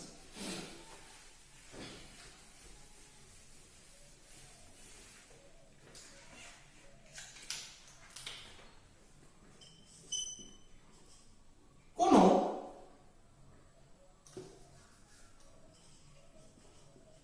ফাঁপা পরিবাহী অভ্যন্তরে তড়িৎ বলরেখা অবস্থান করতে পারে না। কি বললাম? কোন ফাঁপা পরিবাহীর অভ্যন্তরে তড়িৎ বলরেখা অবস্থান করতে পারে না। অর্থাৎ electric lines of force never exist inside a হলো কন্ডাক্টিং সারফেস। অর্থাৎ কোন ফাঁপা পরিবাহীর অভ্যন্তরে কিন্তু তড়িৎ বলরেখা কিন্তু সবসময়ের জন্য অনুপস্থিত থাকে, কখনো উপস্থিত থাকে না। দেখ, এটা ব্যাপারটা আমি অলরেডি টপিক নম্বর সম্মত প্রপার্টি নাম্বার 2 তে বলে দিয়েছি যে পরিবাহীর অভ্যন্তরে কোনোদিন তড়িৎ বলরেখা থাকতে পারে না, কিন্তু ফাঁপা পরিবাহী বলছি, তাহলে এখানে নিশ্চয়ই কোনো কারণ আছে। দেখ লক্ষ্য কর, সাপোজ ধর এটা একটা স্ফিয়ার, কন্ডাক্টিং স্ফিয়ার, অর্থাৎ পরিবাহী গোলক। এটা হচ্ছে একটা পরিবাহী গোলক।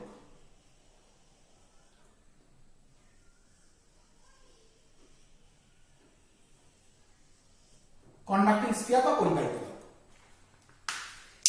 কিছু পরিমাণ চার্জ দেওয়া আছে, ধরলাম প্লাস চার্জ দেওয়া আছে, প্লাস চার্জ সব দিকে ছড়িয়ে গেছে, যেহেতু পরিবাহী একটুখানি চার্জ দিলে পরিবাহীতে সব দিকে ছড়িয়ে যাবে, ছড়িয়ে গেছে। ফার্স্ট চ্যাপ্টারে আমি শিখেছিলাম কোথায় চার্জ সবসময় থাকে আউটার সারফেস থাকে, চলে এসেছে আউটার সারফেসে। তাহলে কি হয় বল, ভেতরটা ফাঁপা, ভেতরটা কিন্তু পরিবাহীর কোনো পদার্থ নেই, পুরোটাই ফাঁপা। তাহলে বল এখান থেকে যে লাইন্স অফ ফোর্স গুলো বেরোবে সেই লাইন্স অফ ফোর্স গুলো কোন দিকে যাবে?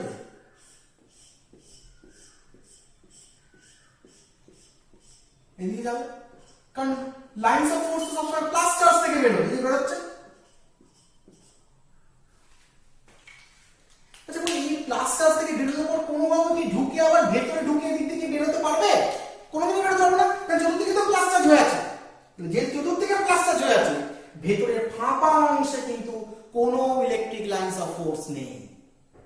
অর্থাৎ বোঝা যাচ্ছে যে পরিবাহীর ভেতরে কোনো ফাঁপা অংশ থাকলে সেই ফাঁপা অংশের মধ্যে কিন্তু ইলেকট্রিক ফিল্ড ইন্টেন্সিটি কাজ করে না, বা ইলেকট্রিক ফিল্ড কাজ করে না, বা ইলেকট্রিক লাইন্স অফ ফোর্স কিন্তু কি থাকে না, এক্সিস্ট কিন্তু করে না। হয়েছে? তাহলে আমরা প্রপার্টি নাম্বার 5, যদিও এটা প্রপার্টি 2 না 3 কোনটা বলেছিলাম মনে নেই, তারই কিন্তু একটা পার্ট বলা যেতে পারে। প্রপার্টি নাম্বার 6 কি বলছে?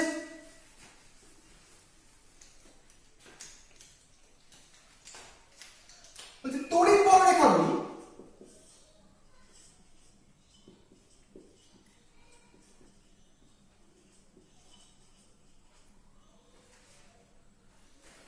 যত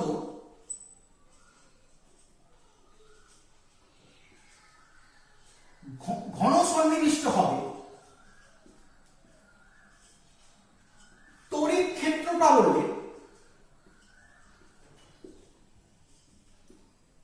মান তত বৃদ্ধি পাবে। কি বললাম?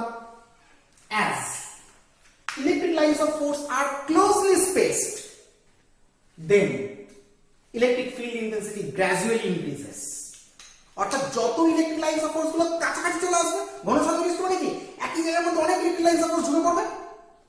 যদি কোনো জায়গায় এরকম ঢুকে পড়ে, একটা ছোট্ট জায়গার মধ্যে অনেক electric lines of force pass করে, বুঝতেই হবে সেখানে ইলেকট্রিক ফিল্ড ইন্টেন্সিটির পরিমাণ কি আছে? বেশি আছে। প্রশ্ন করবো যে স্যার কেন এরকম বলছেন? যদি কাছাকাছি চলে আসে ইলেকট্রিক লাইন্স অফ ফোর্স, যত কাছাকাছি চলে আসবে ইলেকট্রিক ফিল্ড ইন্টেন্সিটির পরিমাণ তত বাড়বে। কেন কেন বলছেন? সাপোজ ধর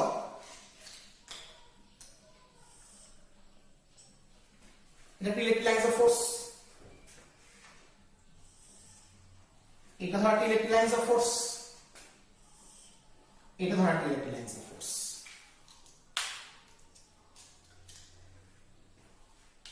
আচ্ছা বল যদি এই লাইনটা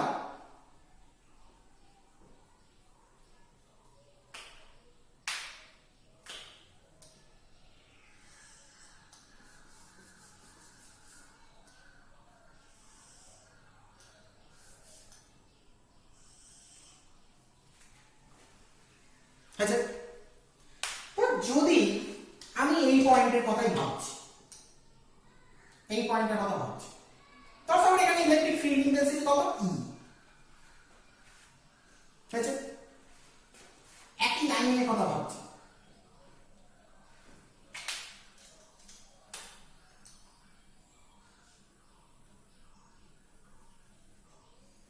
এই এই বরাবর ভাবছি, এই পয়েন্টের ইলেকট্রিক ফিল্ড ইন্টেন্সিটি E।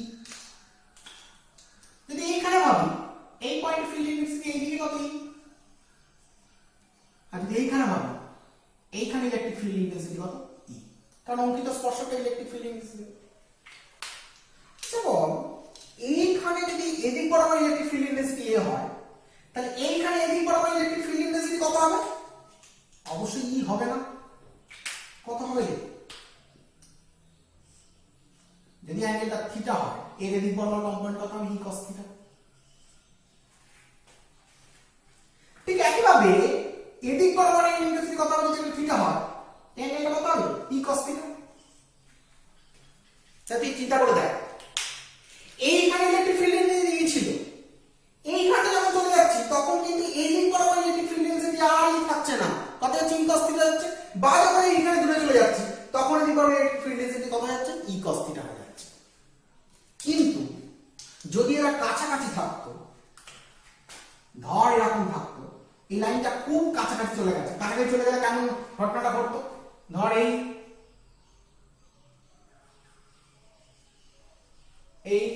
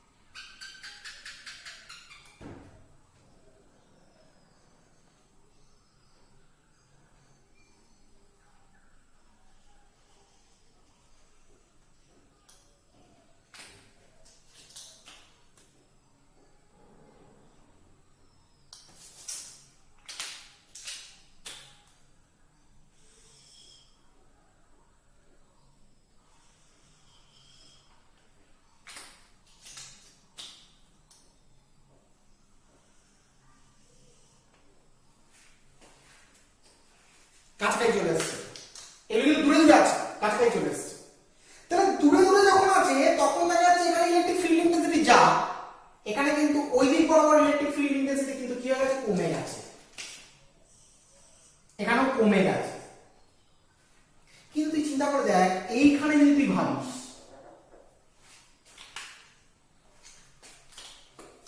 এই পয়েন্ট ইলেকট্রিক ফিল্ড ইন্টেন্সিটি ধর ই, এই পয়েন্টে ইলেকট্রিক ফিল্ড ইন্টেন্সিটি কত হবে একটা কিছু, আর এই পয়েন্টে ইলেকট্রিক ফিল্ড ইন্টেন্সিটি কত, এটা হবে একটা কিছু।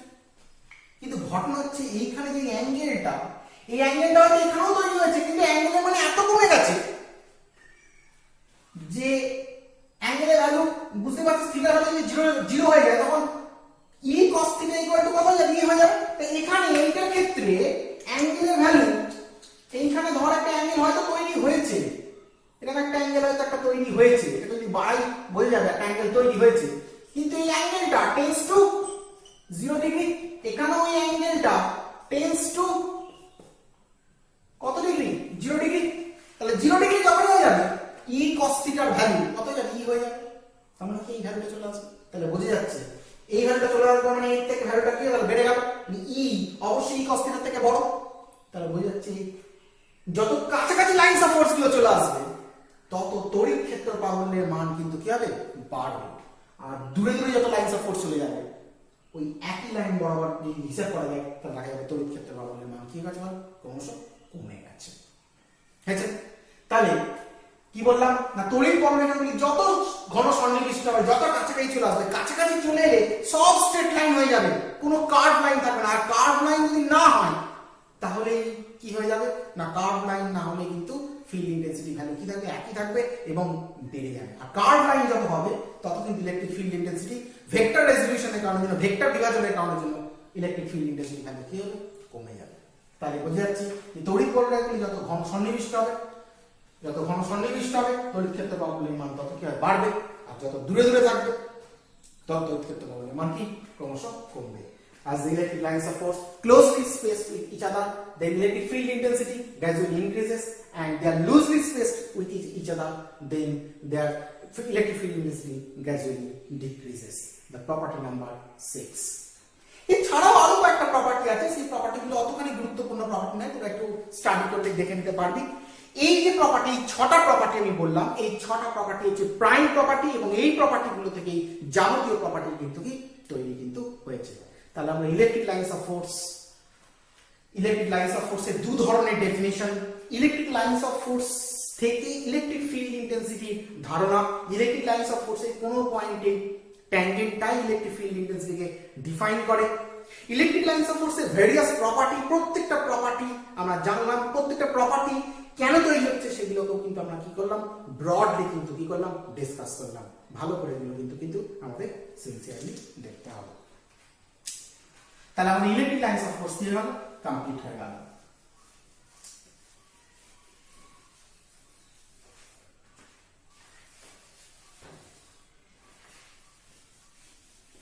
এইবার আমরা চলে আসবো আমাদের নেক্সট টপিকে। আমাদের নেক্সট টপিক আরেকটি গুরুত্বপূর্ণ টপিক, সেই টপিকটি হলো ইলেকট্রিক ডাইপোল বা তড়িৎ দ্বিমেরু। কি বললাম, ইলেকট্রিক ডাইপোল।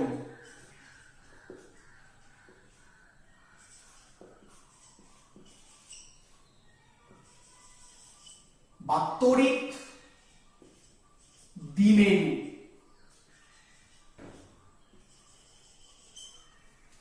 তড়িৎ দ্বিমেরু কি এটা আমাদের কিন্তু খুব ভালো করে কিন্তু বুঝতে হবে।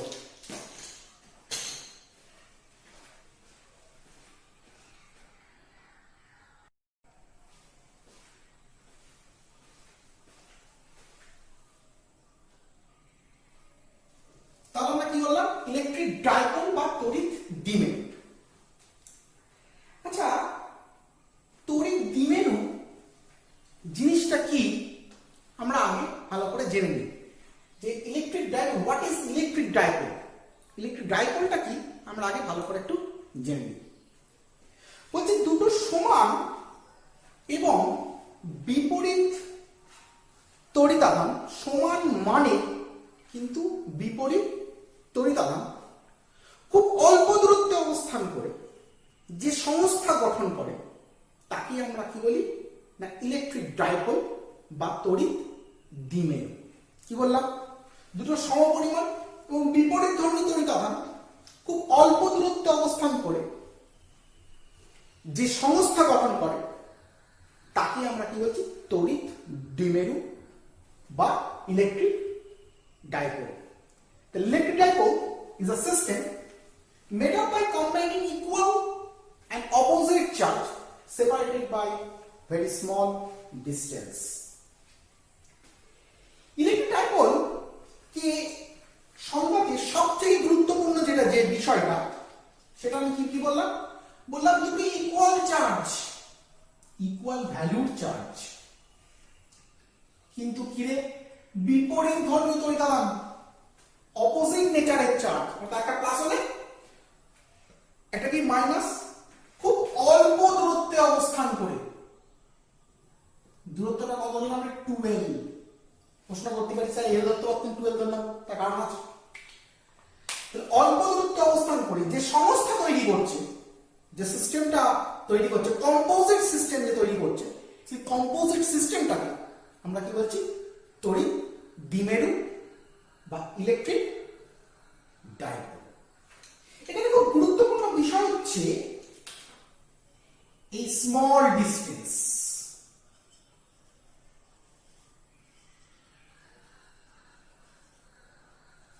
আর কি? আর equal and opposite charge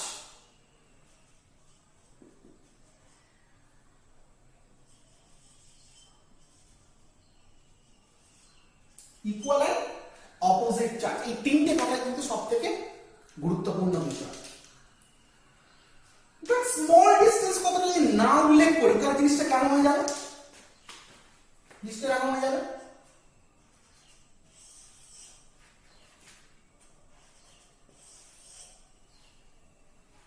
ঠিক যেমন দুটো চার্জ আমরা বলরেখা আঁকার সময় এঁকেছিলাম, একটা প্লাস চার্জ একটা কি মাইনাস চার্জ। প্লাস চার্জ থেকে লাইনস অফ ফোর্স গুলো বেরোচ্ছিল,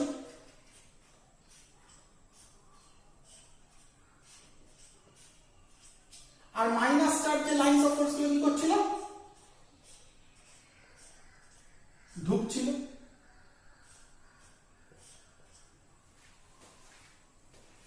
অর্থাৎ ঘটনা হচ্ছে এটাই, যদি স্মল ডিস্টেন্স না হয় তাহলে দুটো চার্জ মিলে একটা সিস্টেম হিসেবে তাকে কনসিডার আমরা কিন্তু কখনোই করতে পারবো না। অর্থাৎ দুটো চার্জের মধ্যে যদি ডিস্টেন্স বেড়ে যায় তখন কিন্তু তাকে আমরা কি বলতে পারবো না? ডাইপোল কিন্তু বলতে পারবো না। এক্ষেত্রে দুটো চার্জের আলাদা আলাদা অস্তিত্ব আছে, আলাদা আলাদা সংস্থা হিসাবে অস্তিত্ব আছে, কিন্তু এখানে দুটো চার্জের একটা সংস্থা হিসাবে অস্তিত্ব আছে, একটা সিস্টেম হিসাবে এক্সিস্টেন্স। এখানে দুটো সিস্টেম হিসাবে চার্জ দুটো কিন্তু কি এক্সিস্টেন্স। এদের মধ্যে দূরত্ব যত কমবে, এদের মধ্যে দূরত্ব যত কমবে এরা তত সিঙ্গেল সিস্টেম হিসাবে কাজ করবে। কেন সিঙ্গেল সিস্টেম হিসাবে কাজ করবে? অ্যাকচুয়ালি ঘটনা হচ্ছে এই প্লাস চার্জ এবং এই মাইনাস চার্জ মধ্যে দূরত্ব যদি বেড়ে যায় তাহলে এর মধ্যে লাইনস অফ ফোর্সের কনসেপ্ট কিন্তু কি আসবে? চলে আসবে। যেমনটা আমরা ইলেকট্রিক লাইনস অফ ফোর্সে দেখলাম, একটা প্লাস চার্জ একটা মাইনাস চার্জ থেকে, একটা প্লাস চার্জ থেকে লাইনস অফ ফোর্স বেরিয়ে মাইনাস চার্জের মধ্যে কিন্তু কি ঢুকলো। কিন্তু এখানে কিন্তু এদের দূরত্ব এতটাই কম যে এদের মধ্যে কিন্তু ভেতরে কিন্তু লাইনস অফ ফোর্সের কোনো কনসেপ্ট কিন্তু আসবে না। অর্থাৎ এরকম হওয়ার কোনো কারণ নেই যে প্লাস থেকে লাইনস অফ ফোর্স বেরিয়ে মাইনাসে যাবে বা মাইনাসে ঢুকবে, এখান থেকে বেরোবে এখানে ঢুকবে, এরকম কিন্তু কোনো কারণ নেই। যদি হতো তাহলে সেটা কিন্তু বিচ্ছিন্ন সংস্থা আদান সংস্থা হিসাবে কাজ করতো, দুজনে কিন্তু সিঙ্গেল সিস্টেম হিসাবে কিন্তু কি কাজ করতো না। এর মানে আমি কি বলতে চাইলাম? বলতে চাইলাম এটাই যে এখানে যদি কোনো ইউনিট পজিটিভ চার্জ রাখি বা অন্য কোনো থার্ড চার্জকে রাখি, সেই থার্ড চার্জকে মাইনাস কিউ এবং প্লাস কিউ একসঙ্গে বল প্রয়োগ করবে। কিন্তু এখানে যদি থার্ড চার্জ কোনো জায়গায় রাখি, এখানে মাইনাস কিউ ওর উপর বল প্রয়োগ করবে এবং প্লাস q ওর উপর আলাদাভাবে কিন্তু কি বল প্রয়োগ করবে। অর্থাৎ এক্ষেত্রে দুজনকার অ্যাকশনটা হচ্ছে কম্পোজিট অ্যাকশন, এখানকার দুজনকার অ্যাকশনটা হচ্ছে সেপারেট অ্যাকশন। আর এটা তখনই পসিবল যখন দুজনকার মধ্যে ডিসটেন্স হাই হয়ে যাবে, তখনই দুজনকার অ্যাকশন সেপারেট হয়ে যাবে। যখনই ডিসটেন্স কমে যাবে তখন ডাইপোলের মতো আচরণ করবে, অর্থাৎ কম্পোজিট অ্যাকশন কিন্তু কি হবে। তাহলে আমি নিশ্চয় বুঝতে পেরেছি যে এই স্মল ডিসটেন্সের গুরুত্ব কতখানি গুরুত্বপূর্ণ। আর ইকুয়াল এবং অপোজিট চার্জ, ডাইপোল, দুটো পোল বলছি, দ্বিমেরু বলছি, দুটো মেরু বলতে অবশ্যই একটা প্লাস মেরু একটা মাইনাস মেরুকে বোঝাচ্ছি, আর সেই কারণের জন্য আমরা লিখছি কি ইকুয়াল এবং অপোজিট চার্জ। তাহলে আমরা কি বললাম, দুটো সমান এবং বিপরীতমুখী চার্জ অল্প দূরত্বে অবস্থান করে যে সংস্থা তৈরি হচ্ছে, যে স্থির তান্ত্রিক সংস্থা তৈরি হচ্ছে, সেই সংস্থাটাকে আমরা কি বলছি electric dipole. So electric dipole is a system made up by combining equal এবং opposite charge separated by small distance, অর্থাৎ অল্প দূরত্বে অবস্থান করে দুটো সমান বিপরীতমুখী আধানের তৈরি করা সংস্থা হলো কি ডাইপোল। এবার আমরা চলে আসবো ডাইপোল মোমেন্ট। এটা তো হলো ডাইপোল, এবার চলে আসবো আমরা কি না ডাইপোল মোমেন্ট বা কি দ্বিমেরু ভ্রামক। দেখা যাক দ্বিমেরু ভ্রামক কি জিনিস। তাহলে ডাইপোলের আমরা চলে আসবো এবার ডাইপোল মোমেন্ট বা কি দ্বিমেরু ভ্রামক। দ্বিমেরু ভ্রামক বাকি ডাইপোল মোমেন্ট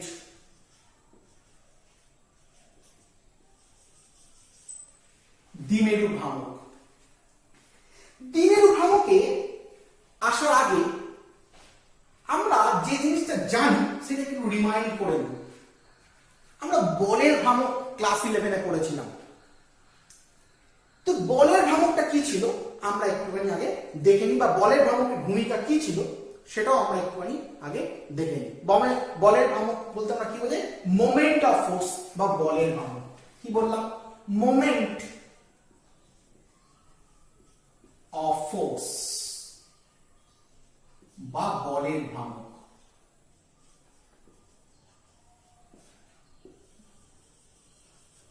কি ছিল একটুখানি দেখে নিয়ে আগে।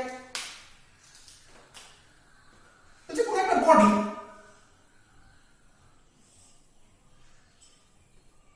ধরো অ্যাক্সিস, এই অ্যাক্সিসের উপরে একটা বডি আছে, এই বডিটা অ্যাক্সিস বরাবর মুভ করতে পারে। যদি এর উপরে আমি একটা ফোর্স দিই, এফ ফোর্স দিই, এই বডিটার লেন্থ যদি আমার এল হয়, তাহলে এই বডিটা কি করবে, এই অ্যাক্সিস বরাবর কি করবে, ঘুরতে শুরু করবে। এফ ফোর্সটা যদি টার্মিনাল পয়েন্টে দিই, এই সেন্টার অ্যাক্সিস অর্থাৎ যাকে কেন্দ্র করে ঘুরছে সেখান থেকে বলের প্রয়োগ বিন্দু দূরত্ব অর্থাৎ point of application of force এবং এই অ্যাক্সিস থেকে তার যে দূরত্ব, এর দূরত্ব যদি আমার এল হয়, তাহলে বলের ভ্রামকের ক্ষেত্রে আমরা কি করেছিলাম, বলের ভ্রামক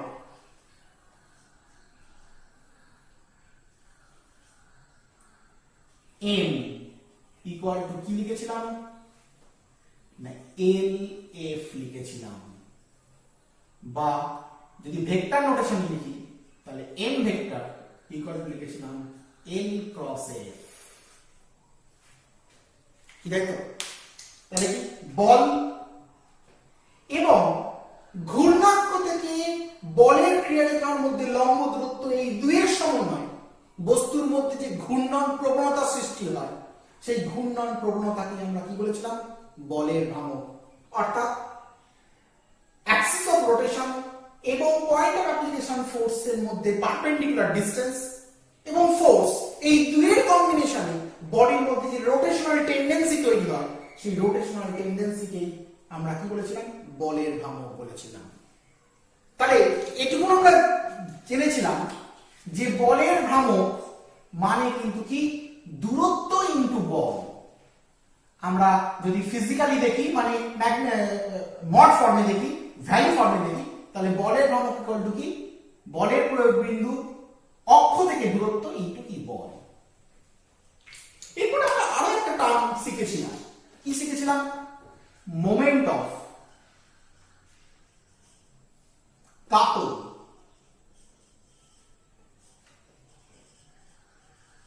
দ্বন্দ্বের ভ্রামক, মোমেন্ট অফ কাপল বাকি দ্বন্দ্বের ভ্রামক। জিনিসটা কি ছিল?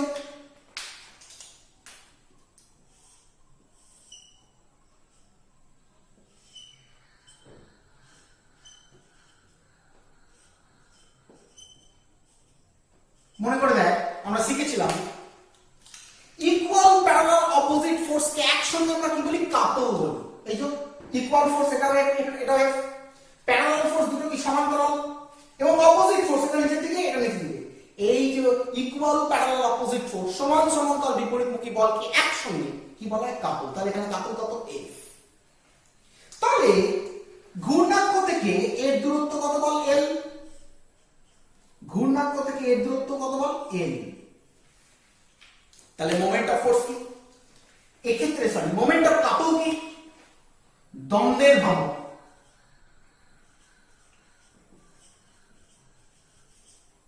দ্বন্দ্বের ভ্রামক, দ্বন্দ্ব কোনটা? ইকুয়াল প্যারালাল অপোজিট ফোর্স কি আমরা কি বলি? দ্বন্দ্বের দ্বন্দ্ব আমরা বলে থাকি বা কাপল বলে থাকি। এটাকে আমরা ফোর্স বলবো না। যখন ইকুয়াল প্যারালাল অপোজিট ফোর্স বলবো সেটাকে আমরা একসঙ্গে আমরা কি বলবো? কাপল বাকি দ্বন্দ্ব। তাহলে দ্বন্দ্বের ভ্রামক কি? বলের ভ্রামক যদি বল ইনটু দূরত্ব হয় তাহলে দ্বন্দ্বের ভ্রামক দ্বন্দ্ব ইনটু দূরত্ব হবে। দ্বন্দ্বের ভ্যালু কত? F। 2L into F। এটাকে আমরা কি বলেছিলাম? টাও বা টর্ক বলেছিলাম। মনে করে দেখ 2L ক্রস F। তাহলে এইটুকু আমরা বুঝতে পারছি যার ভ্রামক বার করতে চলেছি সেই বিষয়টা ইনটু দূরত্ব, এদের গুণফলটাকে আমরা কি বলছি? মোমেন্ট বা ভ্রামক বা মোমেন্ট আমরা বলছি। যদি এটার সঙ্গে কোনো সম্পর্ক নেই তবু ভ্রামক বা মোমেন্ট টার্মটা কিন্তু এই কনসেপ্টের উপর বেস করেই কিন্তু কি এসেছে। এবার আমরা দেখব যে দ্বন্দ্বের ভ্রামক, দ্বিমেরু ভ্রামক বা ডাইপোল মোমেন্ট বলতে আমরা কি বলতে চাইছি। ডাইপোল কি জিনিস তো আমরা আগেই পড়লাম, মাইনাস কিউ, এটা কি প্লাস কিউ, খুব অল্প দূরত্বে অবস্থান করেছে। দূরত্বটা কত? 12। তাহলে তাই যদি হয় এখানে বলের ভ্রামক যদি বল ইনটু দূরত্ব হয় তাহলে ডাইপোলের ভ্রামক তাহলে ডাইপোল ইনটু দূরত্ব হবে। ডাইপোলের ক্ষেত্রে ডাইপোল কোনটা? ডাইপোল হলো এখানে কত? কিউ।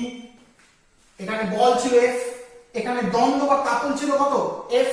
কারণ ইকুয়াল প্যারালাল অপোজিট ফোর্স কে একসঙ্গে আমরা কি বলেছিলাম? কাপল। তাহলে কাপলের ভ্যালু কত? F ছিল। তাহলে এখানে কাপল যদি থাকে আর এখানে ডাইপোলের ক্ষেত্রে কি আছে? পোল আছে। পোলের ভ্যালু হলো কত? কিউ। তাই এখানে কিউ হচ্ছে ইনটু কত রে ওদের মধ্যে দূরত্ব? 2L। তাহলে dipole moment equal to P vector equal to 2L into কত? কিউ। আচ্ছা, তাহলে ডাইপোল মোমেন্ট এর কনসেপ্টটা কিন্তু আমরা পেলাম কিন্তু এই বলের ভ্রামক বা দ্বন্দ্বের ভ্রামকের কনসেপ্ট থেকে কিন্তু পেলাম, যদিও বলের ভ্রামক বা দ্বন্দ্বের ভ্রামকের সঙ্গে কিন্তু মিল কিন্তু নেই। তাহলে P ইকুয়াল টু যদি ম্যাগনিটিউড লিখি, মান হিসেবে লিখি, তাহলে P ইকুয়াল টু আমরা কত লিখবো? 2QL। P ইকুয়াল টু আমরা কত লিখবো এখানে? 2QL। অর্থাৎ এটা কি মান বা ম্যাগনিটিউড ফর্মে আমরা কি এটাকে লিখলাম। তাহলে P equal to 2QL। P টাকে আমরা কি বলছি? ডাইপোল মোমেন্ট বা দ্বিমেরু ভ্রামক। এখানে বলের ভ্রামক বা দ্বন্দ্বের ভ্রামকের সঙ্গে দ্বিমেরু ভ্রামকের পার্থক্য একটা বিশেষ জায়গাতে। এখানে দুটো ভেক্টরের ক্রস প্রোডাক্ট হয়ে ভ্রামক তৈরি হয়েছে। এখানে দুটো ভেক্টরের ক্রস প্রোডাক্ট হয়ে ভ্রামক তৈরি হয়েছে। কিন্তু এখানে একটি ভেক্টরের সঙ্গে একটা স্কেলার গুণে বলের ভ্রামক ভেক্টর কোয়ান্টিটি কিন্তু হিসেবে কিন্তু তৈরি হয়েছে। তাই প্রথমেই বলেছি এদের সঙ্গে সম্পর্ক নেই, তবে ভ্রামক কতটার কনসেপ্ট বা মোমেন্ট কতটার কনসেপ্ট কিন্তু এই জায়গা থেকেই কিন্তু এখানে কিন্তু কি এসেছে। তাহলে দেখ, তাহলে ডাইপোল মোমেন্ট যদি ভেক্টর কোয়ান্টিটি হয় তাহলে ডাইপোল মোমেন্টের ডিরেকশন কোন দিকে? যেমন ইলেকট্রিক ফিল্ড ইন্টেন্সিটি ডিরেকশন আমরা দেখলাম সবসময় কি প্লাস চার্জ থেকে মাইনাস চার্জের দিকে। এর কারণ হিসাবে কি বলেছিলাম? Electric lines of force production হয় করতে থেকে প্লাস চার্জ থেকে, সেই সময় কোথায় মাইনাস চার্জে। আর ইলেকট্রিক লাইন্স অফ ফোর্স এর কোনো একটা পয়েন্টে যদি ট্যানজেন্ট বা স্পর্শক অঙ্কন করি সেই স্পর্শকের দিক থেকে ইলেকট্রিক ফিল্ডের কি দিক হবে। সেই কারণে কিন্তু ইলেকট্রিক ফিল্ডের দিক কোন দিক থেকে, প্লাস থেকে মাইনাসের দিকে। তাহলে ডাইপোল একটা কিন্তু কি হবে, দিক আছে, because dipole is vector quantity. আমরা বুঝতেই পারছি। এখন দেখ এই ডাইপোলটা যে ভেক্টর কোয়ান্টিটি হয়েছে, সেই ভেক্টর কোয়ান্টিটি হওয়ার পেছনে কিন্তু এই ডিসটেন্সটা ভেক্টর কোয়ান্টিটি হয়েছে, তাই এটাকে হয়েছে। তার মানে মেইন ফ্যাক্টরটা কাজ করছে ডিসটেন্স। তাই ডিসটেন্স একদিক থেকে অন্যদিকে ডিরেক্টেড হচ্ছে। এই ডিরেক্টেড ডিসটেন্সটা কেন বা কি, সেটাকে যদি আমরা জানতে পারি, তাহলে আমরা ডাইপোলের ডিরেকশনটা কি বুঝতে পারবো। আচ্ছা দেখ, ডাইপোলের ডিরেকশনটাকে বোঝার আগে আমি আগে একটু দেখে নিই যে ইলেকট্রিক ফিল্ডের ডিরেকশন আমরা কি করে বুঝেছিলাম। তাহলে ডাইপোলের direction, electric field intensity direction কি করে বুঝেছিলাম সেটা বুঝে নিলে ডাইপোলের ডিরেকশনটা বুঝতে আরো সুবিধা হবে। যে ইলেকট্রিক ফিল্ড ইন্টেন্সিটি ডিরেকশন কি বুঝেছিলাম যে কোন একটা পয়েন্টে যদি ইউনিট পজিটিভ টেস্ট চার্জকে আমরা রেখে দিই, সেই চার্জের উপর ইলেকট্রিক ফিল্ড যে ফোর্স দেবে, সেই ফোর্সের ডিরেকশনটাই কি ছিল, ইলেকট্রিক ফিল্ড ইন্টেন্সিটি ডিরেকশন ছিল। পরবর্তীকালে দেখেছিলাম সেই ডিরেকশনটা প্লাস চার্জ থেকে সবসময় মাইনাস চার্জের দিকেই হয়। তাহলে ঠিক এখানেও আমরা সেরকম ভাবেই বলতে পারি, একটা ইলেকট্রিক ডাইপোলে অ্যাক্সিসের উপর যদি একটা ইউনিট পজিটিভ চার্জ আমরা রেখে দিই, সেই চার্জ যেদিকে বল অনুভব করবে সেই দিকটাই হয়ে যাবে ইলেকট্রিক ডাইপোলের দিক। কেন না, ওখানে ইলেকট্রিক ফিল্ড একটা ইউনিট পজিটিভ চার্জের উপর যে ফোর্স অ্যাপ্লাই করেছিল, সেটা যদি ওই পয়েন্ট ইলেকট্রিক ফিল্ড ইন্টেন্সিটি হয়, ফোর্সের ডিরেকশনটা যদি ইলেকট্রিক ফিল্ড ইন্টেন্সিটি ডিরেকশন হয়, আর এখানে দুটো চার্জ মধ্যে একটা সংস্থা তৈরি করেছে, ডাইপোল তৈরি করেছে, তাহলে ডাইপোলের অ্যাক্সিসের উপর কোন একটা পয়েন্টে যদি আমরা ইউনিট পজিটিভ টেস্ট চার্জকে রেখে দিই, সেই চার্জ ডাইপোলটার জন্য যে ফোর্স ফিল করবে, অর্থাৎ যে ফোর্সটা ফিল করবে, সেই ফোর্সের ডিরেকশনটাই অবশ্যই ডাইপোলের ডিরেকশন হয়ে যাবে। ডাইপোলের ডিরেকশন মিন্স ডাইপোল মোমেন্টের ডিরেকশন হয়ে যাবে। আমরা দেখে নিই সেই ডিরেকশনটা কোন দিকে হতে পারে। লক্ষ্য করো, সাপোজ ধর এটা মাইনাস কিউ চার্জ, এটা হচ্ছে প্লাস কিউ চার্জ, এদের মধ্যে দূরত্ব কত, অবভিয়াসলি 12।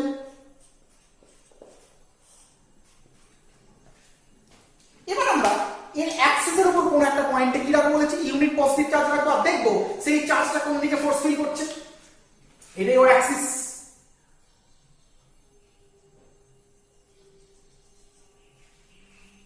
শুধু ফোর্স ফিল করছে মানে কে ফোর্স দিচ্ছে, দুজনই মিলের ফোর্সকে আমরা কনসিডার করব, দুটো ফোর্সকে আমরা কনসিডার করব, এর ফোর্স এবং এর ফোর্স উভয় ফোর্স কনসিডার করব। কারণ আমি বলেছি এখানে ওরা একা কেউ দিচ্ছে না, ওদের কম্পোজিট সিস্টেম হিসেবে ওরা কাজ করছে। তাহলে আমি এখানে একটা ইউনিট পজিটিভ চার্জ রাখি, এটা কি চার্জ, ইউনিট পজিটিভ চার্জ রাখলাম। আচ্ছা, unit positive test charge, unit positive test charge রাখলাম। আচ্ছা বলতে এই ইউনিট পজিটিভ টেস্ট চার্জকে এই মাইনাস কিউ চার্জ কোন দিকে ফোর্স ফিল করবে, কোন দিকে ফোর্স দেবে, অবশ্যই এই ডিরেকশনে ফোর্স দেবে, অবশ্যই এই ডিরেকশনে ফোর্স দেবে।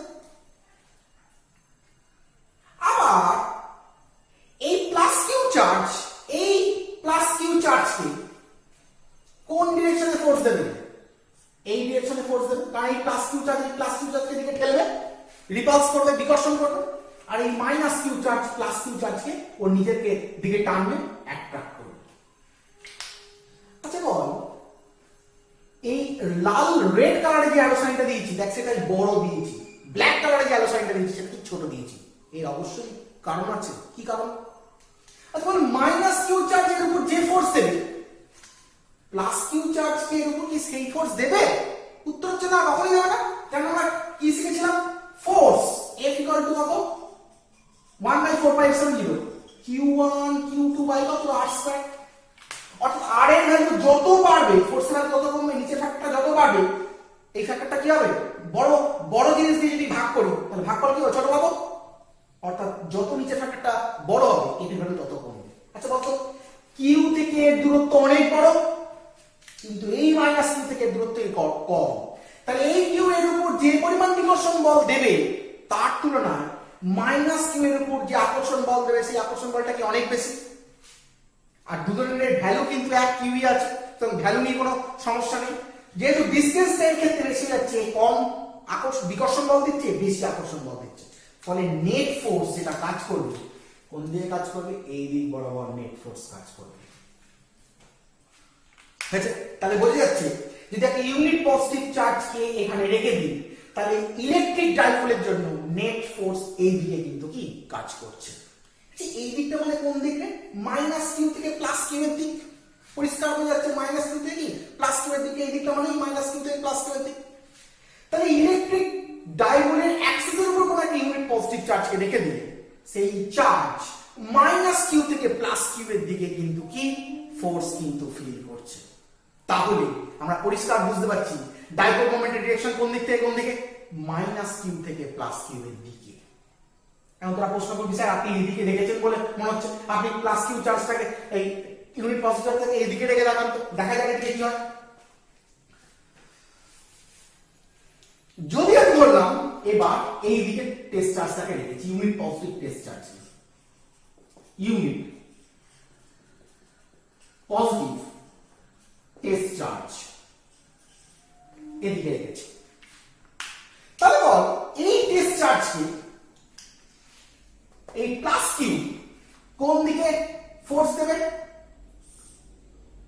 এদিকে ফোর্স দেবে, কারণ এই প্লাস কিউ কি করবে? বিকর্ষণ করবে। আর এই মাইনাস কিউ এই ইউনিট পজিটিভ চার্জকে কোন দিকে ফোর্স দেবে? এইদিকে ফোর্স দেবে। দেখ ব্ল্যাক কালারের অ্যারোটা বড়, রেড কালারের অ্যারোটা ছোট। কেন ছোট বড় দিয়েছি বুঝতে পারছিস? কারণ এই প্লাস কিউ থেকে এর ডিসটেন্স কি ছোট, যেহেতু ছোট তাহলে এর উপর বেশি বিকর্ষণ বল দিচ্ছে, কিন্তু এই মাইনাস কিউ থেকে এর দূরত্ব কি বড়, তাই এই মাইনাস কিউ এর উপর কি কম আকর্ষণ বল দিচ্ছে। ফলে রেজাল্টেন্ট যে ফোর্সটা হবে সেই ফোর্সটা কোন দিকে কাজ করবে? বুঝতে পারছিস? এই দিকে কাজ করবে।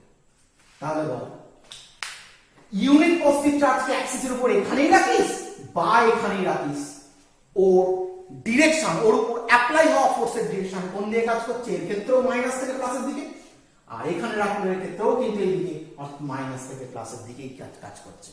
তাহলে এইটুকু ক্লিয়ারলি বোঝা যাচ্ছে ডাইপোল মোমেন্টের যে ডিরেকশন, অর্থাৎ ডাইপোলের কারণের জন্য কোন একটা ইউনিট পজিটিভ চার্জ তার অ্যাক্সিসের উপর থাকা কোন একটা ইউনিট পজিটিভ চার্জ যেদিকে ফোর্স ফিল করছে সেই ফোর্সের ডিরেকশন সবসময় কোন দিক থেকে কোন দিকে হচ্ছে?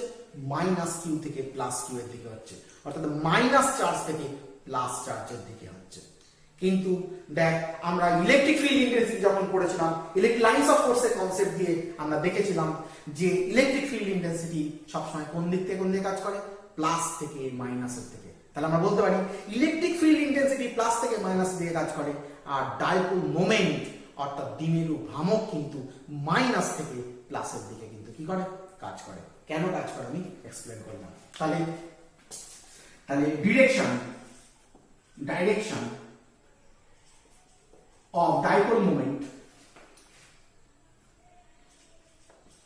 of dipole moment heat now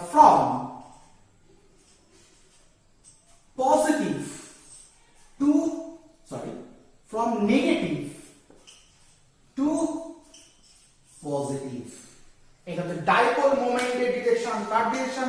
P এর direction, direction of dipole moment from negative to positive. আর আমরা আগে কি শিখলাম? ডাইরেকশন অফ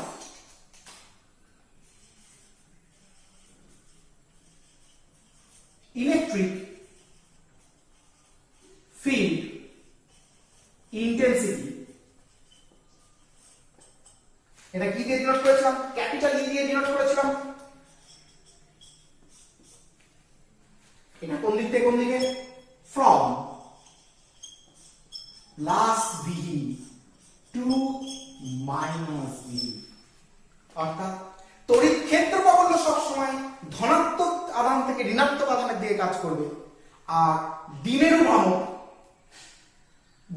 ভ্রামক সবসময় ঋণাত্মক আধান থেকে ধনাত্মক আধানের দিকে কাজ করবে। তাহলে আমি বোঝাতে পেরেছি যে ডাইপোলের ডিরেকশন কেন মাইনাস থেকে প্লাসের দিকে কিন্তু কি করে? কাজ করে। তাহলে ডাইপোল আমরা বুঝলাম, দ্বিমেরু বুঝলাম, দ্বিমেরু ভ্রামক বুঝলাম, দ্বিমেরু ভ্রামকের ধারণা কোথা থেকে এসেছে সেটাকে আমরা বুঝলাম, যে বলের ভ্রামক বা দণ্ডের ভ্রামকের কনসেপ্ট থেকেই দ্বিমেরু ভ্রামকের কনসেপ্ট এসেছে, যদিও দুজনকার ফিজিক্যাল ফিনোমেনাটা কিন্তু এক নয়। এখানে দুটো ভেক্টরের ক্রস প্রোডাক্ট হয়ে একটা ভেক্টর তৈরি হয়েছে, এখানে একটা ভেক্টরের সঙ্গে একটা স্কেলার গুণ হয়ে নেট একটা ভেক্টর তৈরি হয়েছে। যেহেতু ভেক্টর তৈরি হয়েছে এর একটা ডিরেকশন আছে, এই ডিরেকশনটা আমরা কোন দিক থেকে কোন দিকে দেখলাম, মাইনাস চার্জ থেকে প্লাস চার্জের দিকে কিন্তু কি আমরা দেখলাম। যদিও এই ডিরেকশনটাকে অনেকে অনেক রকম ভাবে এক্সপ্লেন করে, তবে এটাই কিন্তু প্রপার এক্সপ্লেনেশন। কারণ এই এক্সপ্লেনেশনটা একবারে পারফেক্ট এক্সপ্লেনেশন, অর্থাৎ দ্বিমেরু কোন একটা ইউনিট পজিটিভ চার্জের উপর, তার অ্যাক্সিসের উপর থাকা একটা ইউনিট পজিটিভ চার্জের উপর যে ফোর্স অ্যাপ্লাই করছে, সেই ফোর্সটাকেই, সেই ফোর্সের ডিরেকশনটাই হচ্ছে দ্বিমেরু ভ্রামকের ডিরেকশন। তুই এখন প্রশ্ন করতে পারিস, স্যার আপনি চার্জটাকে এখানে রাখলেন বা এখানে রাখলেন, এর মধ্যখানে রাখলেন না কেন? এর মধ্যখানেও তো যদি রাখতেন তাহলে একটা ইউনিট পজিটিভ চার্জকে রাখতেন, তাহলে তো ও এদিকে টানতে যেতেন তো প্লাস থেকে মাইনাস দিতে হতো। কারণ রাখতে পারবো না, এটাই তো দ্বিমেরু। কেন না, দ্বিমেরুর মধ্যে আমি বলেছিলাম এদের মধ্যে দূরত্ব এতটাই কম, এরা পুরো দুজনে মিলে একটা সমস্ত হিসেবে কাজ করছে। তাহলে যদি দুজনে একটা সমস্ত হিসেবে কাজ করে, তার ভেতরে আমি কি করে চার্জকে রাখবো? কখনোই চার্জকে রাখতে হবে না। তাহলে এদিকে চার্জকে রাখতে হবে অথবা এদিকে চার্জকে রাখতে হবে। তুই যদি এর ভেতরে ইউনিট পজিটিভ টেস্ট চার্জকে রেখে ভাবিস যে সেই টেস্ট চার্জ কোন দিকে মুভ করছে, তার উপর নেট ফোর্স কত অ্যাপ্লাই হচ্ছে আমরা দেখি, তাহলে সেটা অবশ্যই ডিপেন্ড করবে কোন ফ্যাক্টরের উপর। তো এখানে রাখলে এ এর উপর বেশি বিকর্ষণ বল দেবে, এ তখন এর উপর কম আকর্ষণ বল দেবে, তখন ডিরেকশন একদিকে হবে। আবার যখন এখানে চলে আসবে, দূরত্ব কম, এ কে বেশি আকর্ষণ করবে, আকর্ষণ বল বেশি, এ কে বিকর্ষণ করবে কম, তখন আকর্ষণ। তাহলে প্রত্যেকটা এর ভেতরে যদি কোনো একটা পয়েন্টে আমি ইউনিট পজিটিভ চার্জকে টেস্ট করতে চাই ডিরেকশন কোথায়, আমরা কিন্তু পারবো না। আর সেই ধারণাটা আমাদের কিন্তু কি সম্পূর্ণ ভুল ধারণা হবে। কেন? কারণ দুজনে মিলে কম্পোজিট সিস্টেম হিসেবে কাজ করছে, তার ভেতরে ইউনিট পজিটিভ চার্জকে রেখে আমরা কোনো কাজই কিন্তু করতে পারি না। আমাকে দেখতে হবে বাইরে ওর অ্যাক্সিসের উপর কোনো পয়েন্টে ইউনিট পজিটিভ চার্জ রেখে কিন্তু কি কাজ করতে। এটাই কিন্তু কি গুরুত্বপূর্ণ ব্যাপার কিন্তু। তাহলে আমরা ডাইপোল মোমেন্টের নামকরণ কেন হলো, ডাইপোল মোমেন্টের ডিরেকশন, এগুলো আমরা সব কিন্তু ক্লিয়ারলি কিন্তু কি বুঝতে কিন্তু পারলাম। এবার আমরা চলে আসবো ডাইপোল মোমেন্টের কয়েকটা application, various applications of dipole moment. তাহলে আমরা চলে আসবো ডাইপোল মোমেন্টের অ্যাপ্লিকেশন। তাহলে বুঝলাম এটা।